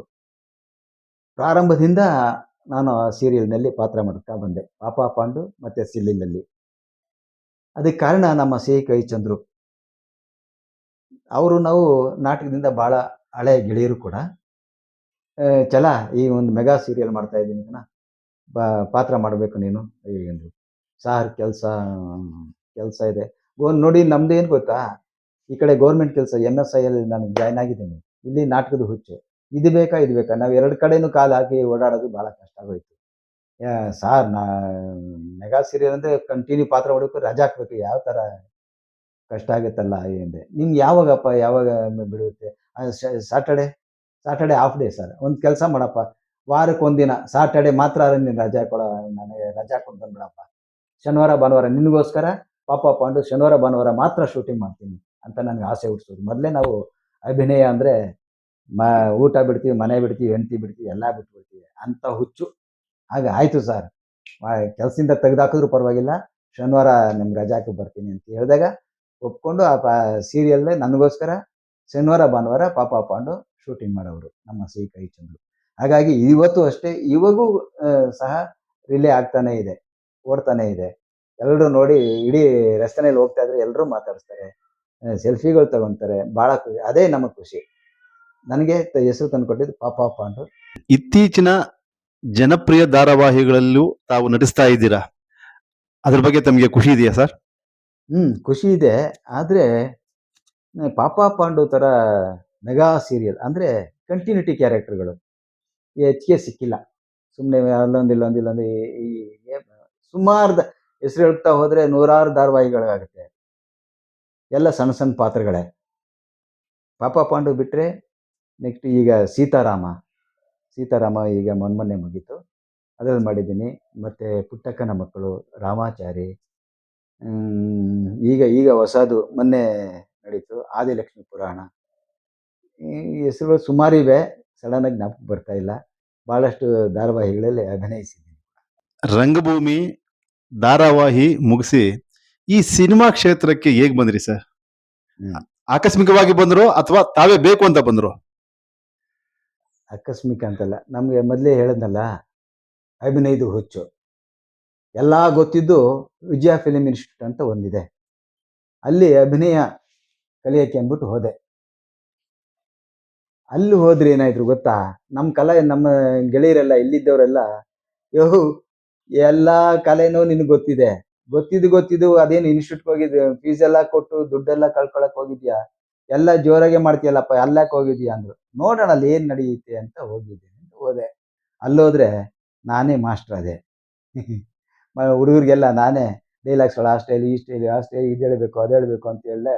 ನಾನೇ ಟೀಚ್ ಮಾಡೋದಕ್ಕೆ ಶುರು ಮಾಡಿದೆ. ಹಂಗಾಗಿ ನಮ್ಮ ಪ್ರಿನ್ಸಿಪಾಲ್ರವ್ರು ಏನಿದು ಈಶ್ವರ್ ಅಂತ ಹೇಳಿ, ವಿಜಯ ಫಿಲ್ಮ್ ಇನ್ಸ್ಟಿಟ್ಯೂಟ್ನ ಮ್ಯಾನೇಜರ್ ಈಶ್ವರ್ ಅಂತ ಹೇಳಿ, ನನ್ನ ಕಂಡ್ರೆ ಭಾಳ ಪ್ರೀತಿ. ನನ್ನ ಅಭಿನಯ ಅಂದರೆ ಭಾಳ ಹುಚ್ಚು ಅವ್ರಿಗೆ. ನನ್ನ ಕಂಡ್ರೆ ಮ್ಯಾನೇಜರ್ ಅವಾಗವಾಗ ಅಲ್ಲಿಗೆ ಇನ್ಸ್ಟಿಟ್ಯೂಟಿಗೆ ಬರ್ತಾಯಿದ್ರು. ನೋಡ್ರಿ ನಮ್ಮ ಹುಡುಗ ಒಬ್ಬ ಇದ್ದಾನೆ, ಭಾಳ ಚೆನ್ನಾಗಿ ಮಾಡ್ತಾನೆ ಅಂತೇಳಿ ಪರಿಚಯ ಮಾಡಿಸಿದ್ರು. ನಾವು ಅಲ್ಲೆಲ್ಲ ಆ್ಯಕ್ಟಿಂಗ್ ಮಾಡ್ತಿದ್ವಲ್ಲ, ಎಲ್ಲ ನೋಡ್ತಾಯಿದ್ರು. ಬನ್ರಿ ಒಂದು ಸಿನಿಮಾ ಇದೆ ಮಾಡಿ ಅಂತೇಳಿ ಕರ್ಕೊಂಡೋದ್ರು. ಆದರೆ ಸತಿ ಸಕ್ಕುಬಾಯಿ ಫಸ್ಟ್ ಪಿಕ್ಚರು, ನಂದಿ ಬೆಟ್ಟದಲ್ಲಿ ಶೂಟಿಂಗು. ಗುರು ಶಿಷ್ಯರು. ನಾನು ನಮ್ಮ ಗುರು ಕುಣಿಗಲ್ ನಾಗಭೂಷಣ, ನಾನು ಅವ್ರ ಶಿಷ್ಯ. ಮಂತ್ರವಾದಿ, ನಮ್ಮ ಗುರು ಮಂತ್ರವಾದಿಗಳು, ನಾನು ಅವ್ರ ಶಿಷ್ಯ. ನಿಂಬೆಹಣ್ಣು ಮಂತ್ರಿಸ್ಕೊಡುವಂಥ ಒಂದು ದೃಶ್ಯ. ನಾನು ಇಷ್ಟು ದಪ್ಪ ಮೀಸೆ ಬಿಡ್ತಾ ಇದ್ದೆ ಆಗ. ಇವರು ಮೇಕಪ್ ಮ್ಯಾನ್ ಹೇಳಿದ್ರು, ಮೀಸೆ ತೆಗೆದ್ರೆ ಚೆನ್ನಾಗಿರುತ್ತೆ ಅಂತೇಳಿ ಮೀಸೆ ತೆಗೆಸ್ಬಿಟ್ರು. ನಾನು ಮೀಸೆ ತೆಗಿಯೋಕ್ಕೆ ಇಷ್ಟನೇ ಇಲ್ಲ, ಆದರೂ ತೆಗೆಸ್ರು. ಏನು ಮಾಡ್ತೀರಿ ಪಾತ್ರ ಚೆನ್ನಾಗೈತೆ ಅಂದಮೇಲೆ ತೆಗೆಸ್ಕೊಂಡು ಸರಿ ಮೇಕಪ್ ಮಾಡಿದ್ರು. ಇದು ಮಾಡ್ಕೊಂಡು ಶೂಟಿಂಗ್ ಅಲ್ಲಿ ನಡೀತಾ ಇತ್ತು. ಹೋಗಿ ಡೈರೆಕ್ಟ್ರಿಗೆ ಸ್ವಲ್ಪ ತೋರಿಸ್ಕೊಂಬಂದ್ಬಿಡಿ ಅಂದ್ಬಿಟ್ಟು ನನ್ನ ಕಾಸ್ಟ್ಯೂಮ್ ಹಾಕಿ ಕಳಿಸು. ನಾನು ಹೋಗಿ ಡೈರೆಕ್ಟ್ರ್ ಮುಂದೆ ನಿಂತ್ಕೊಂಡ ತಕ್ಷಣ ಅವ್ರು ನಗೋಕ್ಕೆ ಶುರು ಮಾಡಿಬಿಟ್ರು. ಏನ್ರಿ ಹೀಗಿದ್ದೀರಾ ಅಂತ. ಯಾಕೆ ಸರ್ ಅಂದರು. ಮೀಸೆ ಎಲ್ಲ ಯಾಕ್ರಿ ತೆಗ್ಸಿದ್ದೀರಿ? ಅವ್ರು ತೆಗಿಸ್ಬಿಟ್ರು ಸರ್. ಮೀಸೆ ಇರ್ಬೇಕು ರೀ, ನೀವೇ ಮೀಸೆ ಹಾಕಕ್ಕೆ ಹೇಳಿ ಅವ್ರಿಗೆ. ಮೀಸೆ ಹಾಕ್ಸ್ಕೋಬೇಕಾ ಸರ್? ಸರಿ ಸರ್. ತಿರುಗಿ ಬಂದು ಸೊಮೆ ಮೀಸೆ ಹಾಕ್ಬೇಕಂತ ಹಾಕಿ ಆವಾಗ ಮೀಸೆ ಹಾಕಿ ವಿಭೂತಿ ಬೆಳೆದು ಅವ್ರ ಶಿಷ್ಯಂದಾಗ ರೆಡಿ ಮಾಡಿದ್ರು. ಸತಿ ಸಖುಬಾಯಿ ಮೊದಲನೇ ಸಿನಿಮಾ. ಭಾಳ ಖುಷಿಯಾಗಿ ಅಭಿನಯಿಸಿದ್ದೀನಿ. ಚೆನ್ನಾಗೂ ಅವರು ಇಷ್ಟಪಟ್ಟರು ನನ್ನ ಅಭಿನಯವನ್ನು. ಆಯಿತು. ಹೀಗೆ ಸಿನಿಮಾದಲ್ಲಿ ಪರಿಚಯ ಆದಮೇಲೆ ಸ್ವಲ್ಪ ಮ್ಯಾನೇಜರ್ಗಳು ಪರಿಚಯ ಆದರು. ಅವಾಗ ಸಣ್ಣ ಪಣ್ಣ ಕ್ಯಾರೆಕ್ಟರ್ಗಳೆಲ್ಲ ಕರಿತಾಯಿದ್ರು, ಹೋಗ್ತಾಯಿದ್ವಿ. ಯಾಕೆಂದರೆ ಡ್ಯೂಟಿಲಿದ್ವಲ್ಲ, ನಮಗೂ ಸಣ್ಣ ಪಣ್ಣವೇ ಬೇಕಾಗಿತ್ತು. ಫುಲ್ ರಜೆ ಹಾಕ್ತಿರ್ಲಿಲ್ಲ. ಹಾಗಾಗಿ ಸಣ್ಣವೇ ಪಾತ್ರ ಮಾಡ್ತಾಯಿದ್ವಿ. ದುಡ್ಡು ಕೊಟ್ಟರೆ ರಜೆ ಹಾಕ್ಬೇಕಲ್ಲ ಅಂತ ಇದು. ಹಾಗಾಗಿ ಉಲ್ಟಾ ಪಲ್ಟಾ ನಮ್ಮ NS ಶಂಕರ್ ಅವರು ಧಾರಾವಾಹಿ ಕೂಡ ಅವ್ರು ಮಾಡಿದರು. ಬದುಕು ಜಟಕಾ ಬಂಡಿ ಅನ್ನೋ ಒಂದು ಧಾರಾವಾಹಿ ಮಾಡಿದರು. ಅದರಲ್ಲಿ ನನಗೆ ಕುಡುಕನ ಪಾತ್ರ, ನನ್ನ ಮಗಳ ಪಾತ್ರ, ನಮ್ಮ ನರಸಿಂಹರಾಜು ಅವ್ರ ಮಗಳು ಸುಧಾ ನರಸಿಂಹರಾಜು ನನ್ನ ಮಗಳ ಪಾತ್ರ ಮಾಡಿದರು. ಹಾಗಾಗಿ ನನಗೆ ಉಲ್ಟಾ ಪಲ್ಟಾದಲ್ಲಿ ಸಿನಿಮಾದಲ್ಲಿ ಒಂದು ಮಿನಿಸ್ಟ್ರಿ PA ಕ್ಯಾರೆಕ್ಟರ್ ನನಗೆ ಕೊಟ್ಟರು. ಮತ್ತು ನಮ್ಮ ಕರಿಬಸವನಿಗೆ ಇನ್ನೊಂದು ಮಿನಿಸ್ಟ್ರಿ PA, ಇಬ್ಬರು ಕೂಡ ಆ್ಯಕ್ಟಿಂಗ್ ಮಾಡಿದ್ವಿ ಅದರಲ್ಲಿ ಉಲ್ಟಾ ಪಲ್ಟಾ. ರಮೇಶ್ ಅವರು ಭಾಳ ಚೆನ್ನಾಗಿ ಕಲಾವಿದರಿಗೆ ಸಪೋರ್ಟ್ ಮಾಡೋರು. ನಮಗೆಲ್ಲ ಅಷ್ಟೇಲಿ ಈ ಡೈಲಾಗ್ಸ್ ಈ ಥರ ನೋಡಿ, ಈ ಥರ ಹಿಂಗೆ ಮಾಡೋಣ, ನಾವಿಬ್ಬರು ಹಂಗೆ ಮಾಡೋಣ ಅಂತೇಳಿ ಡೈಲಾಗ್ಸ್ ಎಲ್ಲ ಕೇಳಿ ಆ ಉಲ್ಟಾ ಪಲ್ಟಾದಲ್ಲಿ ಮಾಡಿದ್ವಿ. ಅದು ಕಟ್ ಮಾಡಿದ್ಮೇಲೆ ಸ್ವಲ್ಪ ದಿನ ಆದಮೇಲೆ ಇನ್ನೊಂದು ಸಿನಿಮಾ, ಹಾಗೆ ಕರುಳಿನ ಕೂಗು ಸಿನಿಮಾ ಬರಬೇಕಾದ್ರೆ ನನಗೆ ಭಾಳ ಆಶ್ಚರ್ಯ ಆಗುತ್ತೆ. ಆಶ್ಚರ್ಯ ಯಾಕೆ ಕೇಳ್ತೀನಿ ಅಂದರೆ, ದೊಡ್ಡ ಕಥೆನೇ ಇದೆ, ಹೇಳ್ತೀನಿ ಅದನ್ನು. ನಮ್ಮ MD ಕೌಶಿಕ್ ಅವರು ಒಂದು ಸಿನಿಮಾ ಮಾಡ್ತಾಯಿದ್ರು, ಪ್ರಜಾಶಕ್ತಿ ಅಂತೇಳಿ. ನಮ್ಮ D ರಾಜೇಂದ್ರ ಬಾಬು ಅವರು ನಿರ್ದೇಶನ ಮಾಡ್ತಾಯಿದ್ರು. ಅವತ್ತು ನಾನು ಮಲ್ಲೇಶ್ವರದಲ್ಲಿ ಮನೇಲಿದ್ದಾಗ ಅವರು MD ಕೌಶಿಕ್ ಅವರು ಮಲ್ಲೇಶ್ವರದಲ್ಲಿ ಇದ್ದರು. ಚಲ ಇವತ್ತು ಶೂಟಿಂಗ್ ಹೋಗ್ತಾ ಇದ್ದೀನಿ, ಫ್ರೀ ಇದ್ರೆ ಬರ್ತೀಯಾ ಹಾಗಂತೇಳಿ ಜೊತೆ ಕರ್ಕೊಂಡು, ನಡೀರಿ ಸರ್ ಹೋಗೋಣ, ಸಂಡೇ ಅಲ್ವಾ ಅಂದ್ಬಿಟ್ಟು ಹೋದ್ರೆ ಚಾಮರಾಜಪೇಟೆಯಲ್ಲಿ ಶೂಟಿಂಗ್ ನಡೀತಾ ಇತ್ತು ಪ್ರಜಾಶಕ್ತಿ. ಹೋದ್ರು.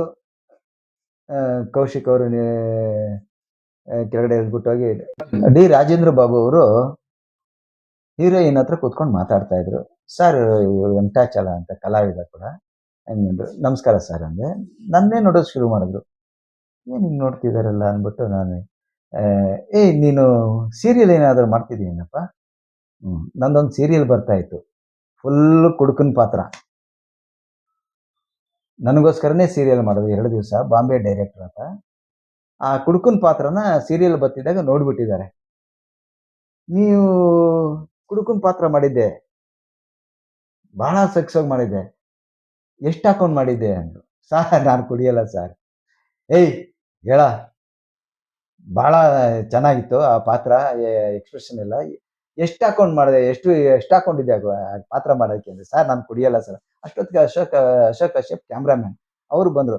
ಸರ್ ವೆಂಕಟಾಚಲ ಅಂತ ಚೆನ್ನಾಗಿ ಮಾಡ್ತಾನೆ ಸರ್ ಆಯಿತಾ, ನನಗೆ ಎಂತ ಪರಿಚಯ ಮಾಡಿದ್ರು. ಅವರು ಹೌದಯ್ಯ, ನಾನು ಸೀರಿಯಲ್ ನೋಡಿದೆ, ಆ ಸೀರಿಯಲ್ ಕುಡ್ಕನ ಪಾತ್ರ ಮಾಡಿದ್ದ, ಏನಪ್ಪ ಇವನು, ಯಾರೋ ಇವನು, ಎಷ್ಟು ದಿನ ಎಲ್ಲಿದ್ದ ಇವನು ಅಂದ್ಕೊಂಡು ನನಗೆ ಅನ್ನಿಸ್ತು. ಕೇಳ್ತಾ ಇದ್ದೀನಿ. ಅದಕ್ಕೆ ಇಲ್ಲ ಸರ್ ಚೆನ್ನಾಗಿ ಮಾಡ್ತಾನೆ ಸರ್, ನಮ್ಮ ಬದುಕು ಜಟ್ಕೊಂಬಿಡಿಲೆಲ್ಲ ಪಾತ್ರ ಮಾಡಿದ್ರು, ಕುಡ್ಕನ ಪಾತ್ರನೇ ಚೆನ್ನಾಗಿ ಮಾಡ್ತಾನೆ ಸರ್. ನಿಜವಾಗ್ಲೂ ಭಾಳ ಖುಷಿ ಆಯ್ತಪ್ಪ. ಕುಡಿಯಲ್ಲ ಸರ್ ಅಂದೆ. ಆಶ್ಚರ್ಯ ಪಟ್ಬಿಟ್ರು. ಹಂಗಾದ್ರೆ ಒಂದು ಪಾತ್ರ ಮಾಡಿಸ್ತೀನಿ ಮಾಡಯ್ಯ ಅಂದರು. ಆಯಿತು ಸರ್. ನಾನು ಆ ಪ್ರಜಾಶಕ್ತಿಯಲ್ಲೇ ಪಾತ್ರ ಮಾಡಿಸ್ತಾರೆ ಅಂತ ನಾನು ಅಂದ್ಕೊಂಡೆ. ಇಲ್ಲ, ಅವತ್ತು ಪ್ರಜಾಶಕ್ತಿ ಪ್ಯಾಕಪ್. ನೆಕ್ಸ್ಟ್ ಕಟ್ ಮಾಡಿದ ಮಾರನೇ ದಿನ ಪೂಜೆ. ಇನ್ನೂ ಕರುಳಿನ ಕೂಗು ಟೈಟಲ್ ಇಟ್ಟಿರಲಿಲ್ಲ, ಬರೀ ಪೂಜೆ ಅಷ್ಟೇ. ಮ್ಯಾನೇಜರ್ ಕರೆದ್ರು. ಮ್ಯಾನೇಜರ್, ಇವರ ಅಡ್ರೆಸ್ ಎಲ್ಲ ತೊಗೊಳ್ಳಿ, ಇವ್ರಿಗೆ ಕಾಸ್ಟ್ಯೂಮ್ ಏನೇನು ಅಂತ ಹೇಳ್ತೀನಿ, ಎಲ್ಲ ಫೋನ್ ನಂಬರ್ ಎಲ್ಲ ತೊಗೊಳ್ಳಿ ಈಗ ಅಂತ ಇದು ಮಾಡಿದ್ರು. ನನಗೆ ಖುಷಿಯಾಗೋಯ್ತು. ಮ್ಯಾನೇಜರ್ ಬಂದರು. ಈ ಥರ ಮಾಡಿ ಬೆಳಿಗ್ಗೆ 7:15 ಪ್ಯಾಲೇಸ್ಗೆ, ಗೊತ್ತಲ್ಲ ಪ್ಯಾಲೇಸ್ ಗ್ರೌಂಡು, ದೂರದರ್ಶನ ಎದುರುಗಡೆ ಪ್ಯಾಲೇಸ್ ಗ್ರೌಂಡ್ಗೆ ಅಲ್ಲಿಗೆ ಬಂದ್ಬಿಡಿ, ಕನ್ವಿನ್ಸ್ ಎಲ್ಲ ಕೊಡ್ತೀವಿ ಹಾಗೆ ಅಂತ. ನಾನು ಆಟೋ ಮಾಡಿಕೊಂಡು 7:30 ಅಲ್ಲಿ ಹೋದರೆ, ಏನು ಒಬ್ಬೊಬ್ಬರು ಕಲಾವಿದರು ಬರ್ತಾ ಇದ್ದಾರೆ, ದಂಡೇ ಬರ್ತಾ ಇದ್ದಾರೆ. ನನಗೆ ಗೊತ್ತಿಲ್ಲ ಈ ಸಿನಿಮಾ ಅಂತೆ ಕರುಳಿನ ಕೂಗು ಸಿನಿಮಾ ಗೊತ್ತಿಲ್ಲ. ಪ್ರಭಾಕರ್ ಅವರು ಬಂದರು, ಶ್ರೀನಾಥ್ ಅವ್ರು ಬಂದರು, ಉಮಾಶ್ರೀ ಅವ್ರು ಬಂದರು. ಒಬ್ಬೊಬ್ರು ದೊಡ್ಡ ಗ್ಯಾಂಗೇ ಇಳಿತಾ ಇದೆ. ನನಗೆ ಆಶ್ಚರ್ಯ ಆಗೋಯ್ತು, ಏನಪ್ಪಾ ಇದು ಇಷ್ಟು ದೊಡ್ಡ ಗ್ಯಾಂಗ್ ಬರ್ತಿದೆ, ಪ್ರಜಾಶಕ್ತಿ ಅಲ್ವಲ್ಲ ಇದು ಅಂತ ನನಗೆ ಇದೆ. ಆಮೇಲೆ ಡೈರೆಕ್ಟರ್ ಬಂದರು. ಡೈರೆಕ್ಟರ್ ಬಂದ ತಕ್ಷಣ ಹೋಗಿ ನಮಸ್ಕಾರ ಮಾಡಿದೆ. ಬಾರ್ಯಾ ಅಂದರು. ಆಮೇಲೆ ಎದುರುಗಡೆ ಉಮಾಶ್ರೀ ಅವ್ರು ಬಂದರು. ವೆಂಕಟಾಚಲ ಅಂತ ಇವನು MS ಕೆಲಸ ಮಾಡ್ತಾನೆ, ತುಂಬಾ ಚೆನ್ನಾಗಿ ಆಕ್ಟಿಂಗ್ ಮಾಡ್ತಾನೆ ಕಣೆ ಅಂದ್ರು. ಸರ್ ಎಲ್ಲರಿಗೂ ಹಂಗೆ ಹೇಳಕ್ ಹೋಗ್ಬಿಡಿ, ಸುಮ್ಮನೆ ರೀ ಸರ್ ಅಂತ. ಆಮೇಲೆ ಹಂಗೆ ಮುಂದಕ್ಕೆ ಹೋದೆ. ಟೈಗರ್ ಪ್ರಭಾಕರ್ ಅವ್ರು ಸಿಗೋದು. ವೆಂಕಟಾಚಲ ಅಂತ ಚೆನ್ನಾಗಿ ಮಾಡ್ತಾನೆ ಆಕ್ಟಿಂಗ್ ಅಂತ. ಸರ್ ಎಲ್ರಿಗೂ ಹೇಳ್ಬೇಡಿ ಸರ್ ಅಂತ. ನಾನು ಗೋಗರಿತೆ ಅಷ್ಟೊಂದು ಹಚ್ಕೊಂಡ್ಬಿಟ್ಟಿದ್ದಾರೆ ನನ್ನ. ಆ ಸೀರಿಯಲ್ ನೋಡಿ ನನ್ನ ಇದು ಮಾಡ್ಕೊಂಬಿಟ್ಟು, ನಿಜವಾಗ್ಲೂ ಇವನು ಕುಡ್ಬಿಟ್ಟೆ ಮಾಡಿದ್ದಾನೆ ಅಂತ ಹಂಗಿಂಗ್ ಹೇಳ್ಕೊಂಡು. ಸರ್ ಹಂಗೆ ಹೇಳ್ಕೊಬಿಡಿ ಸರ್, ಅಲ್ಲೆಲ್ಲಾರ ಸೈಕೈಕಲ್ ಹೊಡೆದ ಮೇಲೆ ಅವರೆಲ್ಲ ಏನೋ ಅನ್ಕೊಂತಾರೆ. ಸುಮ್ಮನೆರ ಚೆನ್ನಾಗಿ ಮಾಡುವಾಗ ಯಾಕೋ ಇದು ಮಾಡ್ತೀಯ, ನೀ ಎದ್ರುಕೋಬೇಡ ಕಣ, ಈ ಮೊದಲೇ ನನ್ನ ಕೈಗೆ ಸಿಗ್ಬೇಕಾಗಿತ್ತು ಹಂಗಿಂಗ್ ಅಂತೆಲ್ಲ ನಾನು ಒಬ್ಬಿಸ್ಬಿಟ್ಟು, ನಾನು ಅನ್ಕೊಂಡೆ ನಾನು ಏನು ಹೋಗ್ಬಿಡ್ತೀನಿ ಅಂತ. ಏಕ್ದಮ್ ಹಂಗ ಅಂತ ಅನ್ನುವಾಗೆಲ್ಲ ನನಗೆ ಆಫೀಸ್ ನೋಡೋದು MSI ಎಲ್ಲ ರಜಾ ಹಾಕ್ಬೇಕಲ್ಲ ಅಂತ. ರಜಾ ಹಾಕಿದ್ರು ಪರವಾಗಿಲ್ಲ, ಕೆಲಸ ಹೋದ್ರು ಪರವಾಗಿಲ್ಲ, ಸಿನಿಮಾ ಬಿಡಬಾರ್ದು ಅಂತ ನಾನು ಹುಚ್ಚು. ಆಯ್ತು ಸರ್ ಮಾಡ್ತೀನಿ ಸರ್. ಸರಿ ಎಲ್ಲರಿಗೂ ಹೇಳಿದ್ರು, ಎಲ್ಲರ ರೌಂಡ್ ಟೇಬಲ್ ಹಾಕೊಂಡು ಕೂತ್ಕೊಂಡ್ರು. ಆಮೇಲೆ ನಾನು ಅಲ್ಲಿ ಅಷ್ಟು ದೂರ ಅಲ್ಲೋಗಿ ನಿಂತಿದ್ದೆ ದೂರ. ದೊಡ್ಡವ್ರ ಪಕ್ಕದಲ್ಲಿ ಕೂತ್ಕೊಳ್ಳೋದು ಹೆಂಗೆ ಮುಜುಗರ ಅಲ್ವಾ ಅಂದ್ಬಿಟ್ಟು ನಾನು ಅಲ್ಲಿ ನಿಂತಿದ್ದೆ. ಉಮಾಶ್ರೀ ಬಂದ್ಬಿಟ್ಟು, ಉಮಾಶ್ರೀ ಅವರು ನನ್ನ ನಾಟಕದಲ್ಲೆಲ್ಲ ನೋಡಿದ್ರಲ್ವಾ, ಚಲ್ ಏನ್ ಅಲ್ಲಿ ನಿಂತಿದೀಯಾ, ಬಾಯಿಲಿ ಯಾಕೆ ನೀರು ಹಾಕೋಬೇಕಾ ಅಂತೇಳಿ ಶ್ರೀನಾಥ್ ಪಕ್ಕದಲ್ಲಿ ಚೇರ್ ಹಾಕಿ ಕೂರಿಸ್ಬಿಟ್ರು. ನಾನು ಮುದ್ರಕೊಂಡು ಕೂತ್ಕೊಂಡಿದ್ದೆ. ಅಂದ್ರೆ ಡೈರೆಕ್ಟ್ರು ಅಷ್ಟೊಂದು ನನ್ನ ಬಗ್ಗೆ ಕಾಳಜಿ ಇಟ್ಟು ಆ ಪಾತ್ರ ನಾನು ಕರುಳಿನ ಕೂಗು ಕೊಟ್ಟರು. ಇವತ್ತು ನೆನ್ಸ್ಕೊಬೇಕು ಅದನ್ನ, ಅವ್ರನ್ನ ನೆನ್ಸ್ಕೊತಾ ಇದ್ದೀನಿ. ಬಹಳ ಖುಷಿ ಆಯ್ತು. ಪ್ರಭಾಕರ್ ಶಾರ್ಟ್ ಶುರು ಮಾಡಿದಾಗ ಪ್ರಪ್ರಥಮ ಪೂಜೆ ಆದ ತಕ್ಷಣನೇ ನಮ್ಮ ಸಿನೆ ಪ್ರಾರಂಭದಲ್ಲಿ ಇಟ್ರು. ಒಂದು ಕೋಳಿ ಎಲ್ಲಿ ಹಿಡ್ಕೊಂಡ್ ಬರ್ತೀವಿ, ಎಂಡದ ಬಾಟ್ಲಿ ಹಿಡ್ಕೊಂಡ್ ಬರ್ತೀವಿ, ಆ ದೃಶ್ಯನೇ ಫಸ್ಟ್ ಓಪನಿಂಗ್ ಸೀನ್. ನೋಡ ಚಲ ಒಂದೇ ಟೇಕು, ಕಟ್ಟಿಂಗ್ ಗಿಟ್ಟಿಂಗ್ ಏನಿಲ್ಲ, ಅದೇನೇನ್ ಮಾಡ್ತೀರಾ ಮಾಡ್ರಪ್ಪ. ಯಾಕೆಂದ್ರೆ ನನ್ನ ಜೊತೆ ರಿಚರ್ಡ್ ಲೂಯಿಸ್ ನಾನು, ಅವರು ರಿಚ, ನಾನು ಲಚ್ಚ. ಸಾಂಗ್ ಎಲ್ಲ ಹಾಕ್ಬಿಟ್ರು ನಮ್ಗೆ, ಅದೇ ಖುಷಿ ಆಗೋಯ್ತು. ಫಸ್ಟ್ ಸೀನ್ ಇದೇನೆ, ಕಟ್ಟಿಗಿಟ್ಟು ಏನು ಮಾಡಲ್ಲ, ದ ಲೆಂತ್ ಈ ಸಾಟ್, ಅದೇನು ಮಾಡ್ತೀರಾ ಮಾಡ್ಕೊಳ್ಳಿ ಅಂತ ಹೇಳ್ಬಿಟ್ಬಿಟ್ರು. ಪ್ರಭಾನ ಇಲ್ಲ ಮಾಡಿದ್ರು. ಚಲ ಅವ್ರೆ ಸ್ವಲ್ಪ ಹಂಗೆ. ನಮ್ಮ ಅಸೋಸಿಯೇಟೆಡ್ ಡೈರೆಕ್ಟರ್ ಇದ್ರು ನಮ್ಮ ಬೆಂಗಳೂರು ನಾಗೇಶ್ ಅವರು. ಏನಾದ್ರು ಒಂದು ಹಾಡು ಗಿಡಿದ್ರೆ ಬಿಡ್ಬೋದಲ್ಲ, ಹಾಡು ಹಾಕೊಂಡೆ. ಕೊಳಲೆ ಪಾಂಡುಕುಮಾರನೋ, ಕೊಳಲೆ ಪಾಂಡುಕುಮಾರನೋ, ಚೆನ್ನಾಗಿತ್ತು ಹಾಡು. ನಾವ್ ಏನ್ ಮಾಡಿದ್ರು ಓಕೆ. ಅದನ್ನ ಹಾಕೊಂಡು ನಾವು ಮಾಡಿದ್ವಿ. ಒಂದೇ ಟೇಕಲ್ ಮುಗೀತು. ಬಹಳ ಖುಷಿ ಪಟ್ರು ಪ್ರಭಾಕರ್ ಅಷ್ಟು. ಬಹಳ ನನ್ನನ್ನು ತಪ್ಕೊಂಡು ಖುಷಿ ಪಟ್ರು. ಚೆನ್ನಾಗಿ ಮಾಡ್ತೀಯ ಕಣಯ್ಯ, ವೆರಿ ಗುಡ್ ಅಂತೇಳಿ ನನ್ ಖುಷಿ ಪಟ್ರು. ಆ ಪ್ರಭಾಕರ್ ಅವರು ಅಷ್ಟೇ ಚೆನ್ನಾಗಿ ಕೋ ಆರ್ಟಿಸ್ಟ್ಗಳಿಗೆ ಸಪೋರ್ಟ್ ಮಾಡೋರು. ಬಹಳ ಇಷ್ಟ ಪ್ರಭಾಕರ್ ಅವರು, ಟೈಗರ್ ಪ್ರಭಾಕರ್ ಅವರು.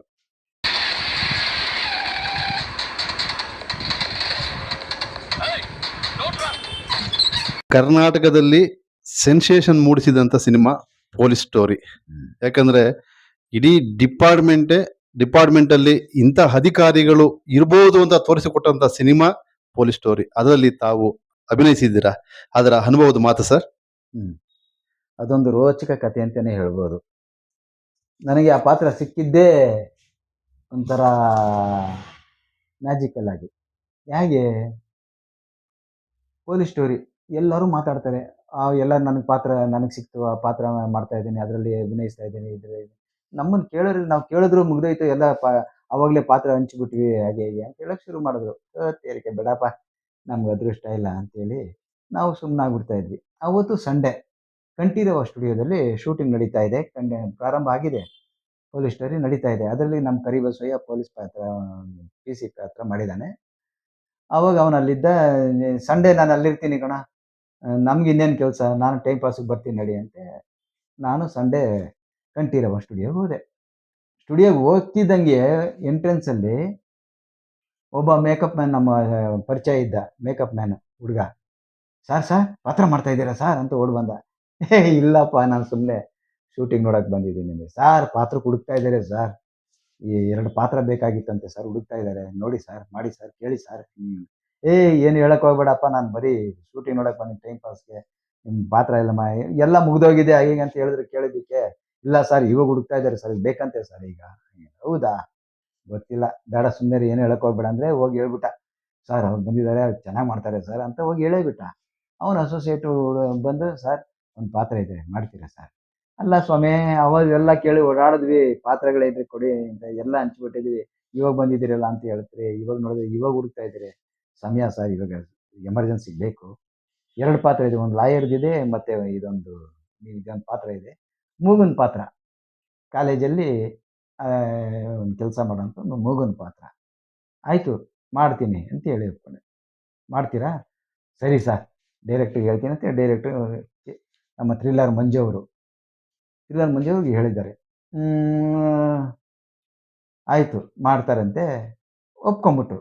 ಅಷ್ಟೊತ್ತಿಗೆ ಬ್ರೇಕ್ ಆಯಿತು, ಎಲ್ಲ ಊಟಕ್ಕೆ ಕೂತ್ಕೊಂಡ್ವಿ.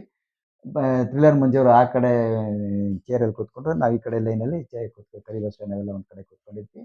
ಅಸೋಸಿಯೇಟ್ ಅವ್ರು ಬಂದು, ಸರ್ ಅವರೇನೇ ಪಾತ್ರ ಮಾಡ್ತಿದ್ದಾರೆ, ಮಾಡಕ್ಕೆ ಒಪ್ಕೊಂಡಿರೋದು ಅಂತ ಹೇಳಿದ್ರು. ನನ್ನನ್ನು ಥ್ರಿಲ್ಲರ್ ಮಂಜು ಅವರು ನೋಡಿದ್ರು. ಓಕೆ ಅಂತ ಅವ್ರ ಮನಸ್ಸಲ್ಲಿ ಅನ್ನಿಸ್ತು. ಊಟ ಆದಮೇಲೆ ಮಾತಾಡ್ಸಿದ್ರು. ನಾನು ಹೋಗಿ, ಸರ್ ನಮಸ್ಕಾರ, ಮಾಡ್ತೀರೇನ್ರಿ? ಚೆನ್ನಾಗಿದೆ ರೀ ಪಾತ್ರ, ಭಾಳ ಚೆನ್ನಾಗಿದೆ, ಭಾಳ ಟಫು ಕ್ಯಾರೆಕ್ಟ್ರು, ಓಡಬೇಕು, ಸಿಕ್ಕಾಪಟ್ಟೆ ರಿಸ್ಕ್ ಇದೆ, ಮಾಡ್ತೀರಾ ಅಂದರು. ಸರ್ ಎಂಥದೇ ಇರಲಿ ಸರ್ ಮಾಡ್ತೀನಿ ಅಂತ. ಯಾಕೋತ್ತಾ ನನಗೆ ಸಿನಿಮಾದಲ್ಲಿ ಪಾತ್ರ ಮಾಡ್ಬೇಕನ್ನೋ ಹುಚ್ಚು ಇದೆಯಲ್ಲ, ಅದು ಬಿಡ್ತಾ ಇರಲಿಲ್ಲ. ಆಯಿತು ಸರ್, ಎಂಥದೇ ಸೀನ್ ಆದರೂ ಪರವಾಗಿಲ್ಲ ಸರ್, ನಾನು ಮಾಡ್ತೀನಿ ಸರ್. ಅಟ್ಟಾಡ್ಸ್ಕೊಂಬರ್ತಾರೆ, ಹೊಡಿತಾರ್ರಿ, ಹಿಂಗಿದೆ, ಸಿಕ್ಕಾಪಟ್ಟೆ ಓಡಬೇಕು, ಭಾಳ ಕಷ್ಟ ಇದೆ, ಟಫ್ ಆಗಿದೆ ಆ ಕ್ಯಾರೆಕ್ಟ್ರು, ಹಂಗಿಂದು ಎಷ್ಟೇ ಆದರೆ ಸರಿ ಸರ್, ನಾನು ಮಾಡ್ತೀನಿ ಸರ್. ಓಕೆ ಫಿಕ್ಸ್ ಅಂತೇಳಿ ಫಿಕ್ಸ್ ಮಾಡಿಬಿಟ್ರು. ಸರಿ, ಬೆಳಿಗ್ಗೆ ಶೂಟಿಂಗ್ ಮುಂದೆ ಫಸ್ಟ್ ಸೀನು 7:30 ಇಲ್ಲಿ ಬಂದ್ಬಿಡ್ಬೇಕು ಅಂತೇಳಿ ಮ್ಯಾನೇಜರ್ ಹತ್ರ ಹೇಳಿಸಿ ಮಾತಾಡಿಸಿದ್ರು. ಆಟ ಮಾಡಿಕೊಂಡು ಇಲ್ಲೇ ಬೆಂಗಳೂರಿನಲ್ಲೇ ಎಲ್ಲ ಶೂಟಿಂಗ್ ನಡೀತಾ ಇದ್ದಿತ್ತು, ಸಂಜಯ್ ನಗರದಲ್ಲಿ. ಹೋದೆ. ಫಸ್ಟ್ ಹೋದ ತಕ್ಷಣ ನಾನೇ ಅವಾಗ ಸ್ವಲ್ಪ ಅದೇನೋ ನೋಡ್ರಿ, ಯಾಕೆಂದರೆ ಸಿನಿಮಾದಲ್ಲಿ ಅಭಿನಯ ಹುಚ್ಚಲ್ಲ, ಕೆಲಸದ ಜ್ಞಾಪಕ ಬಂದ್ಬಿಡ್ತು. MSIL ಕೆಲಸ ಜ್ಞಾಪಕ ಬಂತು. ರಜಾ ಹೆಂಗೆ ಹೇಳೋದು? ರಜಾ ಹೇಳಿಲ್ಲ. ಇಲ್ಲಿ ನೋಡಿದ್ರೆ ಕಂಟಿನ್ಯೂಟಿ ಕ್ಯಾರೆಕ್ಟ್ರು, ದೊಡ್ಡ ಕ್ಯಾರೆಕ್ಟ್ರು, ಎಷ್ಟು ದಿನ ಬರುತ್ತೋ ಏನೋ ಕೆಲಸಗಳು ತೆಗ್ದಾಕಳೆ ಬಿಡಿ, ಸಂಬಳ ಕೊಡಲ್ಲ, ಬೇಡ ಬಿಡು, ಆಕ್ಟಿಂಗ್ ಮಾಡಬೇಕು ಅನ್ನೋ ಒಂದು ಹುಚ್ಚು. ಸರಿ ಓಕೆ, 7:30 ಸ್ಪಾಟಲ್ಲಿದ್ದೆ. ಇನ್ನು ಬರ್ತಾನೆ ಇದ್ರು, ಜನ ಬರ್ತಾನೆ ಇದ್ರು, ಏನು ಯಾರು ಬರ್ತಾನೆ ಇಲ್ವಲ್ಲ, ಏನಿದು ನಾನು ಇಷ್ಟು ಬೇಗ ಬಂದ್ಬಿಟ್ನಲ್ಲ ಅಂತ. ಆಮೇಲೆ ನೋಡಿದ್ರೆ ಒಬ್ಬರು ಹೇಳಿದ್ರು, ಮೇಕಪ್ ಮ್ಯಾನ್ ಬಂದ, ಸರ್ ನೀವು ಇವತ್ತು ಹೇಳಿದಾರಲ್ವ, ಬನ್ನಿ ಸರ್ ಮೇಕಪ್ ಮಾಡಿಬಿಡ್ತೀನಿ. ಅಲ್ಲ ಸರ್, ಇನ್ನೂ ಜನ ಬರಬೇಕಲ್ಲ, ಬರ್ತಾರೆ ಬನ್ನಿ ಸರ್, ನಾವು ಅಷ್ಟೇ ಮಾಡಿಬಿಡ್ತೀನಿ. ನಾನು ಮೇಕಪ್ ಮಾಡ್ಬಿಟ್ಟು ಫಸ್ಟ್ ಮೇಕಪ್ ನಾನೇ. ಆಯಿತು, ಒಬ್ಬೊಬ್ಬರೇ ಬಂದರು ಇಳಿದ್ರು, ಶೂಟಿಂಗ್ ಶುರು ಮಾಡಿದ್ರು. ನಿನ್ನೆ ಮುಗ್ದಿದ್ದ ಬ್ಯಾಲೆನ್ಸ್ನ ಕಂಟಿನ್ಯೂ ಮಾಡ್ತಾ ಶುರು ಮಾಡಿದ್ರು. ನನ್ನ ಕಡೆ ಗಮನ ಇಲ್ಲ, ನನ್ನ ಕ್ಯಾರೆಕ್ಟರ್ ಕಡೆ ಗಮನ ಇಲ್ಲ. ಆಯಿತು, ಮಾಡ್ತಾ ನಡ್ಕೊಂಡೋದ್ರು. ಯಾಕೆಂದರೆ ನಾನಿಲ್ಲಿ ಮೀಟ್ರ್ ಓಡ್ತಾ ಇದ್ದೀನಿ ಅಂದರೆ ಏನು, MSIL ರಜೆ ಜ್ಞಾಪಕ ಬರ್ತಾ ಇದೆ. ಶೂಟಿಂಗ್ ನಡೆದ್ರೆ ಓಕೆ, ಖುಷಿ ಆಗುತ್ತೆ, ಸ್ವಲ್ಪ ಶೂಟಿಂಗ್ ನಡೀತು ಅಂತ. ಏನು ನಡೀದೆ ಅಂದರೆ ಸುಮ್ಮನೆ ದಿನ ವೇಸ್ಟ್ ಆಯ್ತಲ್ಲ ಅಂತ ನಮ್ಮ ಇದು ಹಾಗೆ ಹುಚ್ಚು, ರಜದ ಹುಚ್ಚು. ಸರಿ ಮಾಡಿದ್ರು, ಅವ್ರದ್ದೇ ಶುರು ಆಯಿತು. ಬ್ರೇಕ್ ಆಯಿತು, ಲಂಚ್ ಬ್ರೇಕ್ ಆಯಿತು, ಅವ್ರದ್ದೇ ಕಂಟಿನ್ಯೂ ಮತ್ತೆ ಶುರು ಮಾಡಿದ್ರು, ಅವ್ರದ್ದೇ ಮಾಡಿದ್ರು.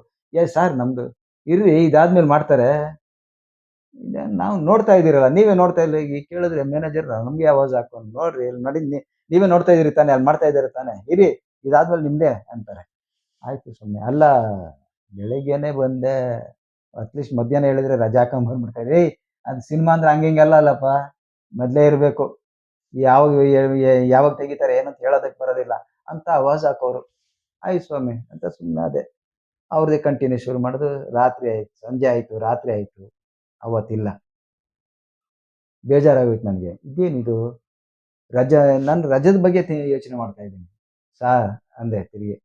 ರೀ ನೋಡಿದ್ರಾ, ಇನ್ನೂ ಅವ್ರದ್ದೇ, ಇವತ್ತು ನಾವು ಮುಗಿಲಿಲ್ಲ, ನಾಳೆ ಬರ್ರಿ ಫಸ್ಟ್ ಶಾಟ್ ನಿಮ್ಮದೇ ಮಾಡೋಣ ಹಂಗಂತಾರೆ. ಆಯ್ತು ಸ್ವಾಮಿ ಬರ್ತೀನಿ. ತಿರುಗಿ ಹೋಗೋದು, ನಾನೇ ಫಸ್ಟ್ ಮೇಕಪ್ ಮಾಡ್ಕೊಳ್ಳೋದು, ಕಾಯ್ತಾ ಕೂತ್ಕೊಳ್ಳೋದು, ಅವ್ರು ಶುರು ಮಾಡೋದು. ಇಲ್ಲ ಹಿಂಗೆ 3-4 ದಿನ ಕಂಟಿನ್ಯೂ ಆಯಿತು. ನನಗೆ ಸಿನಿಮಾನೇ ಬೇಡ, ನಿಮ್ಮ ಸವಾಸೆ ಬೇಡ ಅಂತ ಬೇಜಾರಾಗೋಗಿ ನಾನು ಮನೆಗೆ ಬಂದ್ಬಿಟ್ಟೆ. ಮನೆಗೆ ಬಂದು ಕುತ್ಕೊಂಡ್ಬಿಟ್ಟೆ. ಅವತ್ತು ಬೇರೆ ಸಂಡೇ ಕೂಡ. ಮನೆ ಹತ್ರ ಕೂತ್ಕೊಂಡು ಆವಾಗ ಮಲ್ಲೇಶ್ವರಂನಲ್ಲಿದ್ದೆ, ಮನೆ ಕೇರ ಮಾಡ್ತಾ ಕೂತಿದ್ವಿ. ಆ ಕಡೆ ಈ ಕಡೆ 1-2 ಸಲ, ಯಾಕೆಂದ್ರೆ ಮೊದಲೇ ಅಡ್ರೆಸ್ ಎಲ್ಲ ಬರ್ಕೊಂಡಿದ್ರಲ್ಲ, ಹುಡುಕಾಡ್ತಾ ಇದ್ದಾರೆ, ನನಗೋಸ್ಕರ ಹುಡುಕಾಡ್ತಾ ಇದ್ದಾರೆ. ಆ ರಸ್ತೆಯಲ್ಲೇ ಓಡಾಡ್ತಾ ಇದ್ದಾರೆ. ನಾನು ಯಾರು ಓಡಾಡ್ತೀನಿ, ನಾನು ಹಾಕೊಂಡು ಎದ್ದು ಮನೆಗೆ ಹೋಗ್ತಾ ಇದ್ದೆ. ಹಿಂಗ್ ಪಾಸ್ ಆಗಿದೆ ವ್ಯಾನಲ್ಲಿ, ಗಾಡಿನಲ್ಲಿ ಹಿಂಗ್ ಪಾಸ್ ಆಗಿ ನೋಡಿದ್ದಾರೆ, ಏಯ್ ಅಲ್ಲಿದ್ದಾರೆ ಅವರು ಅಂತ ನೋಡಿ ನಿಲ್ಸ್ಬಿಟ್ಟು ಕರೆದ್ರು. ಏಯ್ ಸೊಮ್ಮೆ ಬರ್ರಿ ಅಂದ್ರು. ಎಲ್ಲಿಗೆ ಅಂದ್ರೆ ಶೂಟಿಂಗ್ ಅಂದ್ರೆ. ಏಯ್ ಏನ್ ಹೇಳಿಲ್ವಲ್ಲ. ಇಲ್ಲಪ್ಪ ನಿಮ್ ಸೀನ್ಗೋಸ್ಕರ ಕಾಯ್ಕೊಂಡವ್ರೆ ಅಂದ್ರ. ಅಯ್ಯ ತೇರಿಗೆ ಇದೇ ಸಂಡೇ ಬೇರೆ ಖುಷಿ, ರಜಾ ಅಲ್ಲ, ಅದರಿಂದ ಖುಷಿ, ರಜಾ ಹಾಕಂಗಿಲ್ವಲ್ಲ ಅಂದ್ಬಿಟ್ಟು ಸರಿ ಹೋದೆ. ಅಲ್ಲ ಈ ತರ ಆದ್ರೆ ನಾನು ಬರೋದಿಲ್ಲ ನೋಡಿ, ಒಂದ್ ಅರ್ಧ ದಿನ ಒಂದ್ ಅರ್ಧ ಗಂಟೆ ಮುಂಚೆ ಹೇಳ್ಬಿಡಿ, ಆಟ ಗೀಟ ಏನೋ ಮಾಡ್ಕೊಂಡು ಬಂದ್ಬಿಡ್ತೀನಿ ಅಂದ್ರೆ. ಹಂಗಾಗಲ್ರಿ ಸಿನಿಮಾ ಇದು ಅಂತ ಅವ್ರು ಅಂತಾರೆ. ಈ ಮಧ್ಯ ಸಿಗಾಕೊಂಡ್ ಬಿಡಂಗಿಲ್ಲ, ಇದ್ ಮಾಡಂಗಿಲ್ಲ. ಸರಿ ಏನ್ ಮಾಡಿದ್ರು, ಎತ್ತಾಕೊಂಡ್ರು ಕಾರ್ನಲ್ಲಿ ಹೋದ್ವಿ. ನಮ್ ಸೀನ್ ಅಂತ ಮಾಡ್ತಾರೆ ಅಂದ್ರೆ ತಿರುಗಿ ಅವತ್ತು ಆ ಸೀನ್ ಆಗ್ಲಿಲ್ಲ. ಸಂಜೆ ಏನೋ ಇವನ್ ಬಲವಂತಕ್ಕೋಸ್ಕರ ಒಂದ್ ಸೀನ್ ಮಾಡಿದ್ರು. ಅದು ದೂರದಲ್ಲಿ ನಿಂತ್ಕೊಂಡು ಲಾಂಗ್ ಶಾಟ್ ಅಲ್ಲಿ ಫಿಕ್ಸ್ ಮಾಡ್ಬಿಟ್ರು. ಆಯ್ತಲ್ಲ ನಿಮ್ ಸೀನ್ ಆಯ್ತು ಸರ್, ಇಷ್ಟೇನಾ, ಮತ್ತೆ ನಾಳೆನಾ ತಿರ್ಗಿ. ಅಯ್ಯೋ ಇವು ಸಂಕಟ ಆಗೋಯ್ತು ನನ್ಗೆ, ಬಿಡಂಗಿಲ್ಲ ಇಟ್ಟಂಗಿಲ್ಲ. ಆಯ್ತು ತಿರ್ಗಿ ನಾಳೆ ಹೋದೆ, ತಿರ್ಗಿ ಆಗ್ಲಿಲ್ಲ. ಬೆಳಗಿನ ರಾತ್ರಿ ಕಾಯ್ಕೊಂಡು ಕೂತ್ಕೊಂಡು ಮಧ್ಯರಾತ್ರಿ ನಮ್ ಸೀನ್ ಶುರು ಆಯ್ತು. ಮಧ್ಯರಾತ್ರಿ ಎಲ್ಲಿ, ಸಾಂಕಿ ಕೆರೆ ಪಕ್ಕದಲ್ಲಿ ಒಂದು ಮನೆಯಲ್ಲಿ ಟೆನ್ನಿಸ್ ಕೋರ್ಟ್, ನಮ್ಮ ಶರಣ್ ಅವರು ಟೆನ್ನಿಸ್ ಅಲ್ಲಿ ಒಂದು ರೂಮಲ್ಲಿ ಆಟ ಆಡೋ ಒಂದು ದೃಶ್ಯದಲ್ಲಿ ನಾನು ಎಂಟ್ರಿ ಕೊಡ್ಬೇಕು. ಅಲ್ಲಿಗೆ ಮಧ್ಯರಾತ್ರಿ 1:30-2 ಗಂಟೆನಲ್ಲಿ ನನ್ನ ಸೀನು. ಎಲ್ರಿ ಯಾರು ಅದು ಪಾತ್ರ ಮಾಡೋರು? ಏನು ಎಲ್ಲೋ ಅವಾಜ್ ಆಗ್ತಾರೆ ಡೈರೆಕ್ಟ್ರು. ಯಾಕೆಂದ್ರೆ ಸರ್ ನಾನು ಇಲ್ಲೇ ಇದ್ದೀನಿ ಸರ್, ಮಾತಾಡ್ರಿ ಜೋರಾಗಿ, ಸೀನ್ ಹಿಂಗಿದೆ ರೀ, ಅಲ್ಲಿ ಕೊಲೆ ಆಯ್ತು ನೋಡಿದ್ರಲ್ಲ, ಕಾಲೇಜಿಂದ ಮೇಲಿಂದ ಹುಡುಗಿನ ಬೀಳಿಸ್ತಾರೆ, ಕೊಲೆ ಮಾಡ್ತಾರೆ, ಆ ಸೀನ್ ನೋಡಿರ್ತೀನಿ, ನಾನೇ ಐ ವಿಟ್ನೆಸ್ಸು. ನೋಡಿದ್ರಲ್ಲ ಆ ಸೀನು, ನೀವು ಆ ಸೀನ್ ನೋಡಿದ್ದನ್ನ ರೌಡಿಗಳು ನೋಡ್ಬಿಟ್ಟಿರ್ತಾರೆ, ಲಾಂಗ್ ಇಟ್ಕೊಂಡು 5-6 ಜನ ಲಾಂಗ್ ಇಟ್ಕೊಂಡು ಅಟ್ಟಿಸ್ಕೊಂಡ್ಬರ್ತಾರೆ, ತಪ್ಪಿಸ್ಕೊಂಡು ಓಡ್ಬೇಕು. ಏನಾದ್ರು ಸಿಕ್ಕಿದ್ರೆ ಕೊಚ್ಚ ಹಾಕ್ಬಿಡ್ತಾರೆ, ಸಿಕ್ಕಬಾರ್ದು, ಓಡ್ಬೇಕು. ಓಡ್ತೀರೇನ್ರಿ? ಓಡ್ತೀನಿ ಸರ್. ಏನ್ ಓಡ್ತೀನಿ, ಮೆತ್ತಗ್ ಮಾತಾಡ್ತೀರಿ, ಮಾಡ್ತೀರೇನ್ರಿ? ಹಂಗಿದೆ ಜೋರಾಗಿ ಪಾತ್ರ, ನೀವ್ ನೋಡಿದ್ರೆ ಮಾಡ್ತೀನಿ ಅಂತ ಹೇಳ್ತೀರಲ್ರ, ಮಾಡ್ತೀರಾ ಇಲ್ವಾ? ಸರ್ ಮಾಡ್ತೀನಿ ಸರ್. ಏನ್ ಮಾಡ್ತೀರಿ, ಹೋಗ್ಲಿ ಒಂದ್ ಮ್ಯಾಟ್ರ್ ನೋಡೋಣ. ಆಯ್ತು ಸರ್, ಅದು ಜೋರಾಗಿ ಹೇಳ್ರಿ ಅದನ್ನ. ಆಯ್ತು ಸರ್ ಮಾಡ್ತೀನಿ ಸರ್. ಸರಿ ಹೋಗಿ 4-5 ಜನ ಅಟ್ಸ್ಕೊಂಡ್ಬರ್ತಾರೆ, ನೀವು ಬರ್ತೀರಾ. ಸೀನ್ ಹಿಂಗೆ, ಅಲ್ಲಿ ಮೇಲಿಂದ ಡಗ ಡಗ ಡಗ ಓಡ್ ಬರ್ತೀರಾ, ಇಲ್ಲಿ ಸೋಫಾ ಮೇಲೆ ಬೀಳ್ತೀರಾ, ತಿರುಗಿ ಕೆಳಗಡೆ ಬೀಳ್ತೀರಾ, ಆ ಮೂಲೆಯಿಂದ ತೆಳ್ಕೊಂಡು ಹೋಗ್ತೀರಾ, ಅಲ್ಲೊಂದು ಫೋನ್ ಇರುತ್ತೆ, ಫೋನ್ ತಗೊಂಡು ಮತ್ತೆ ಸರ್ ಮೂಗ ಮಾತಾಡಕ್ಕಿಲ್ವೇನ್ರಿ? ಆಯ್ತು ಸರ್, ಆಯ್ತು ಮಾತಾಡ್ತೀನಿ ಸರ್. ಗೊತ್ತಾಯ್ತಾ? ಇಷ್ಟು ಸೀನ್ ಒಂದೇ ಟೇಕಲ್ಲಿ ಮಾಡ್ಬೇಕು, ಮಾಡ್ತೀರಾ? ಆಯ್ತು ಸರ್ ಮಾಡ್ತೀನಿ ಸರ್. ಸರಿ ಹೋಗಿ.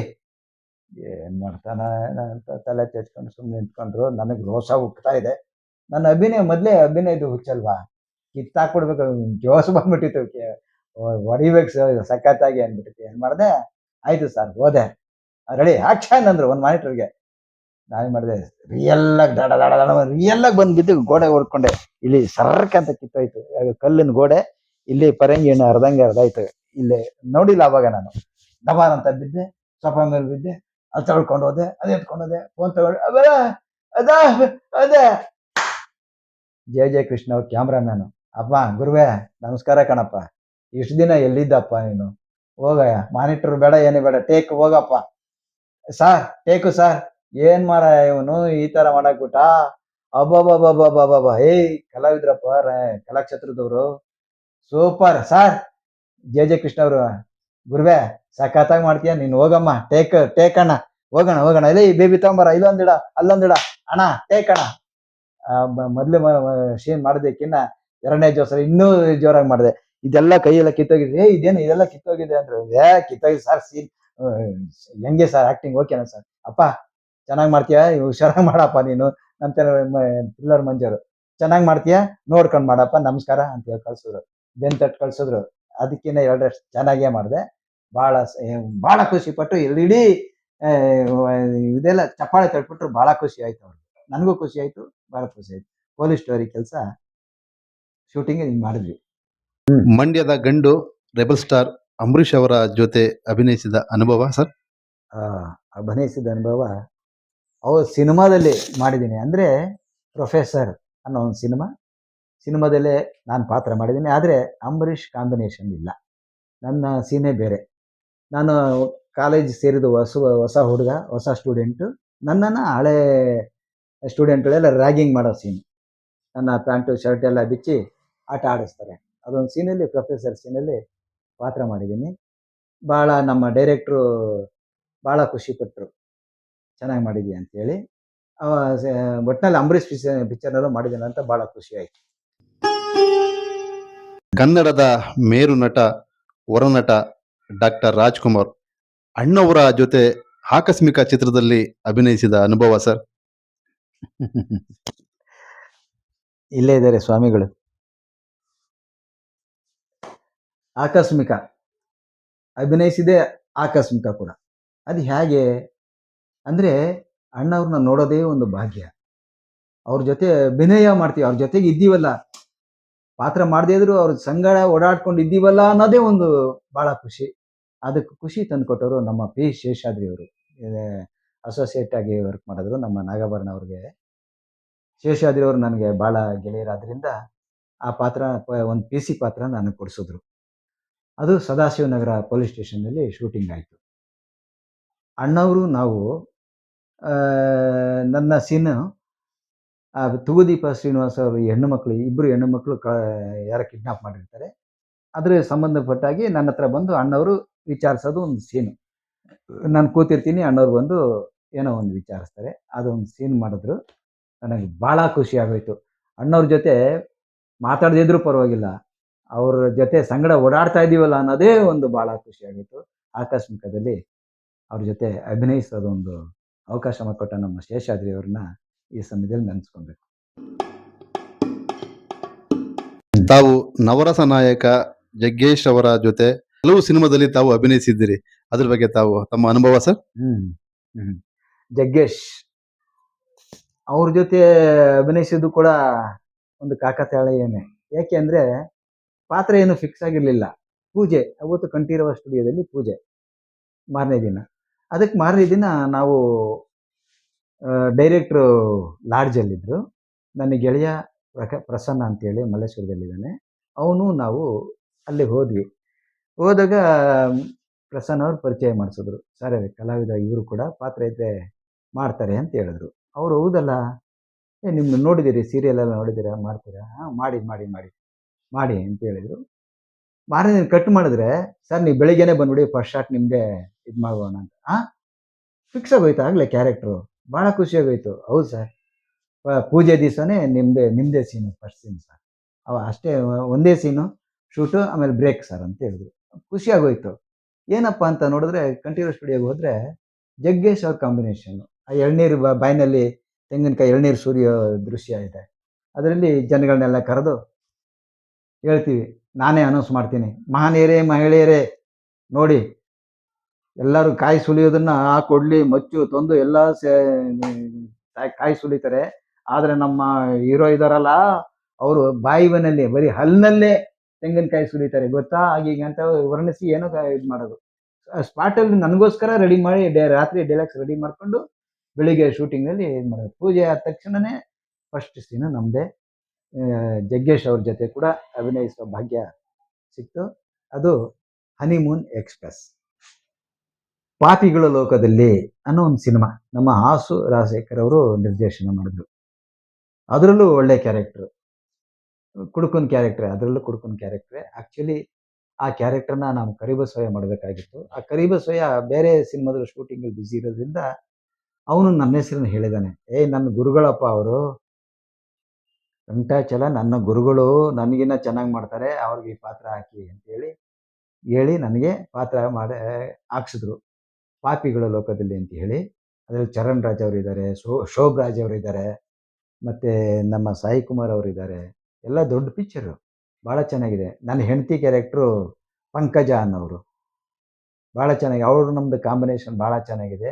ಗಂಡ ಹೆಂಡತಿ ಕ್ಯಾರೆಕ್ಟ್ರು ಹೊಡಿಬೇಕು ಅನ್ನೋ ಸೀನೆಲ್ಲ ಬರುತ್ತೆ. ಆಯಮ್ಮ ಮೊದಲೇ ಪೌರಾಣಿಕ ನಾಟಕದಲ್ಲಿ ಅಭಿನಯಿಸಕ್ಕೂ ಕೂಡ, ಪೌರಾಣಿಕ ನಾಟಕದಲ್ಲಿ ಪ್ರಚಂಡರಾವಣ ಪಾತ್ರ ಕೂಡ ಮಾಡ್ತಾರೆ ಪಂಕಜಮ್ಮ. ಅವರು ಗಂಡುಬೀರಿ ಪಾತ್ರ ಅಂದರೆ ಸಖತ್ತು. ನಾನು ಪಾಪ ಪಾಂಡವಲ್ಲಿ ಕೂಡ ನನ್ನ ಹೆಂಡತಿ ಕ್ಯಾರೆಕ್ಟರಾಗಿ ಮಾಡಿಲ್ಲ ಅಯ್ಯಮ್ಮ. ಹೊಡೆಯೋ ಸೀನ್ ಬತ್ತು, ರಿಯಲಾಗಿ ಹೊಡೆದ್ಬಿಡೋದ. ನಾನು ಸುಮ್ಮನೆ ಇರಲ್ಲ, ನಾನು ರಿಯಲಾಗಿ ಹೊಡೆದು ಇಡೀ ಸೀನ್ನೇ ಭಾಳ ಅಚ್ಚುಕಟ್ಟಾಗಿ ಶೂಟಿಂಗ್ ಮಾಡೋಂಥ ದಿನ ಅದು ಪಾಪಿಗಳ ಲೋಕದಲ್ಲಿ. ಆ ಪಾಪಿಗಳ ಲೋಕದಲ್ಲಿ ನೆನೆಸ್ಕೊಳ್ಳೋದಕ್ಕೂ ಭಾಳ ಖುಷಿಯಾಗುತ್ತೆ. ತಮಗೆ 2025-26 ಕರ್ನಾಟಕ ನಾಟಕ ಅಕಾಡೆಮಿ ಪ್ರಶಸ್ತಿ ನೀಡಿ ಕರ್ನಾಟಕ ಸರ್ಕಾರ ಗೌರವಿಸಿದೆ. ಇದರ ಜೊತೆಗೆ ನೂರಾರು ಪ್ರಶಸ್ತಿಗಳನ್ನ ತಾವು ಪಡೆದಿದ್ದೀರಾ. ಇದರ ಅನುಭವ ಸ್ವಲ್ಪ ಹಂಚ್ಕೊಳ್ಳಿ ಸರ್.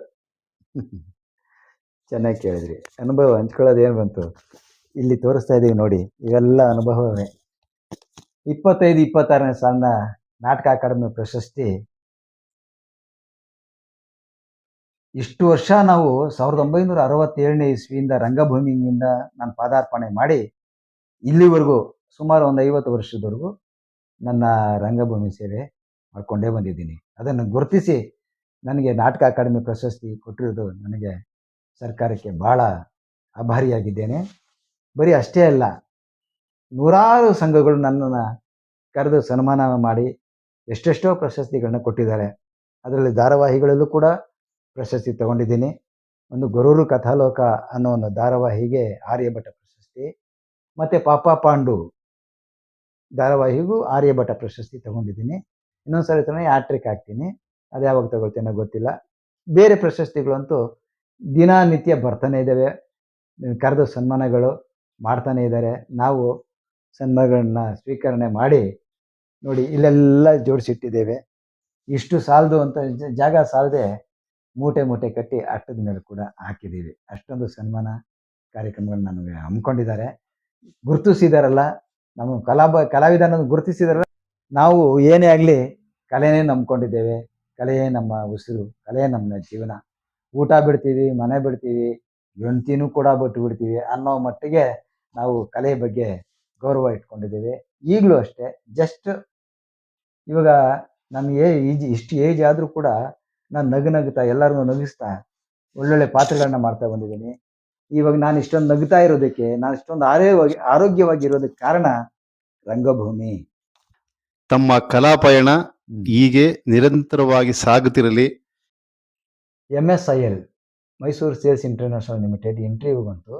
ಇಂಟರ್ವ್ಯೂ ಬಂದಾಗ ನಾನು ಅಪ್ಲೈ ಮಾಡಿದ್ದೆ. ಇಂಟರ್ವ್ಯೂಗೆ ಹೋದೆ. ನನ್ನ ಅಪ್ಲಿಕೇಶನ್ ನನ್ನ ಕೈನಲ್ಲೇ ಬರ್ಕೊಟ್ಟಿದ್ದೆ. ಅರ್ಜಿ ನೋಡಿ ನನ್ನ ಹ್ಯಾಂಡ್ ರೈಟಿಂಗ್ ನೋಡಿನೇ ಅವ್ರು ಏನು ಕ್ವಶನ್ ಕೇಳಿಲ್ಲ, ಅಪಾಯಿಂಟ್ ಮಾಡ್ಕೊಂಡೇ ಬಿಟ್ಟು. MSIL ಅಪಾಯಿಂಟ್ ಆಗಿ 1983ರಲ್ಲಿ ಕ್ಲರ್ಕ್ ಆಗಿ ನನಗೆ ಅಪಾಯಿಂಟ್ ಮಾಡ್ಕೊಂಡ್ರು. ನನ್ನ ಹ್ಯಾಂಡ್ ರೈಟಿಂಗ್ ನೋಡಿನೇ ಅಪಾಯಿಂಟ್ ಮಾಡ್ಕೊಂಡ್ಬಿಟ್ರು. ಬ್ಯಾಂಕಲ್ಲಿ ಏನೋ ಕೆಲಸ ಮಾಡ್ತಾ ಇದ್ದೀರಾ ಅಂದರು. ಇಲ್ಲ ಸ್ವಾಮಿ, ಬ್ಯಾಂಕಲ್ಲಿ ಕೆಲಸ ಮಾಡೋದು ನಾನು ಇಲ್ಲ ಕೊಟ್ಟಿದ್ದೆ. ಚೆನ್ನಾಗಿದ್ದೀರಿ ಹ್ಯಾಂಡ್ ರೈಟಿಂಗು, ಓಕೆ ಕೆಲಸ ಮಾಡ್ತೀರಾ? ಹ್ಞೂ ಮಾಡ್ತೀವಿ ಸ್ವಾಮಿ. ಅಪಾಯಿಂಟ್ ಮಾಡ್ಕೊಂಡ್ರು.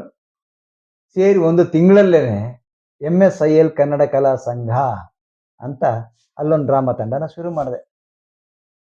ನಮ್ಮ ಎಲ್ಲ ಎಂಪ್ಲಾಯೀಸ್ಗಳು ಏನು ಮಾಡ್ತಿದ್ರು, ಬೆಳಗ್ಗೆಯಿಂದ ಸಂಜೆ ಮುಗಿಸ್ಕೊಂಡು ಮನೆಗೆ ಓಡ್ತಾ ಇದ್ರು. 5 ಗಂಟೆ 5:15 ಆದ ತಕ್ಷಣ 9 ಗಂಟೆವರೆಗೂ ಕೂರಿಸ್ಕೊಳ್ತಾ ಇದ್ದೆ. ಯಾಕೆಂದರೆ ಅವ್ರಿಗೆ ಪಾತ್ರ ಕೊಟ್ಟು ನಾಟಕಗಳು ತಗೊಂಡು ನಾಟಕಗಳನ್ನ ಅವ್ರಿಗೂ ಪಾತ್ರ ಮಾಡಿಸಿ ಅವ್ರನ್ನೂ ಕಲಾವಿದರನ್ನಾಗಿ ಮಾಡಿ ಇಡೀ ಬಾಂಬೆ, ಡೆಲ್ಲಿ, ಕಲ್ಕತ್ತಾ ಎಲ್ಲ ಸುತ್ತೊಡ್ಕೊಂಬಂದು ಅವಾರ್ಡ್ಗಳನ್ನ, ಪಾರಿತೋಷಿಗಳನ್ನ ತಂದು MSILಲ್ಲಿ ಇಟ್ಟಿದ್ದೇನೆ.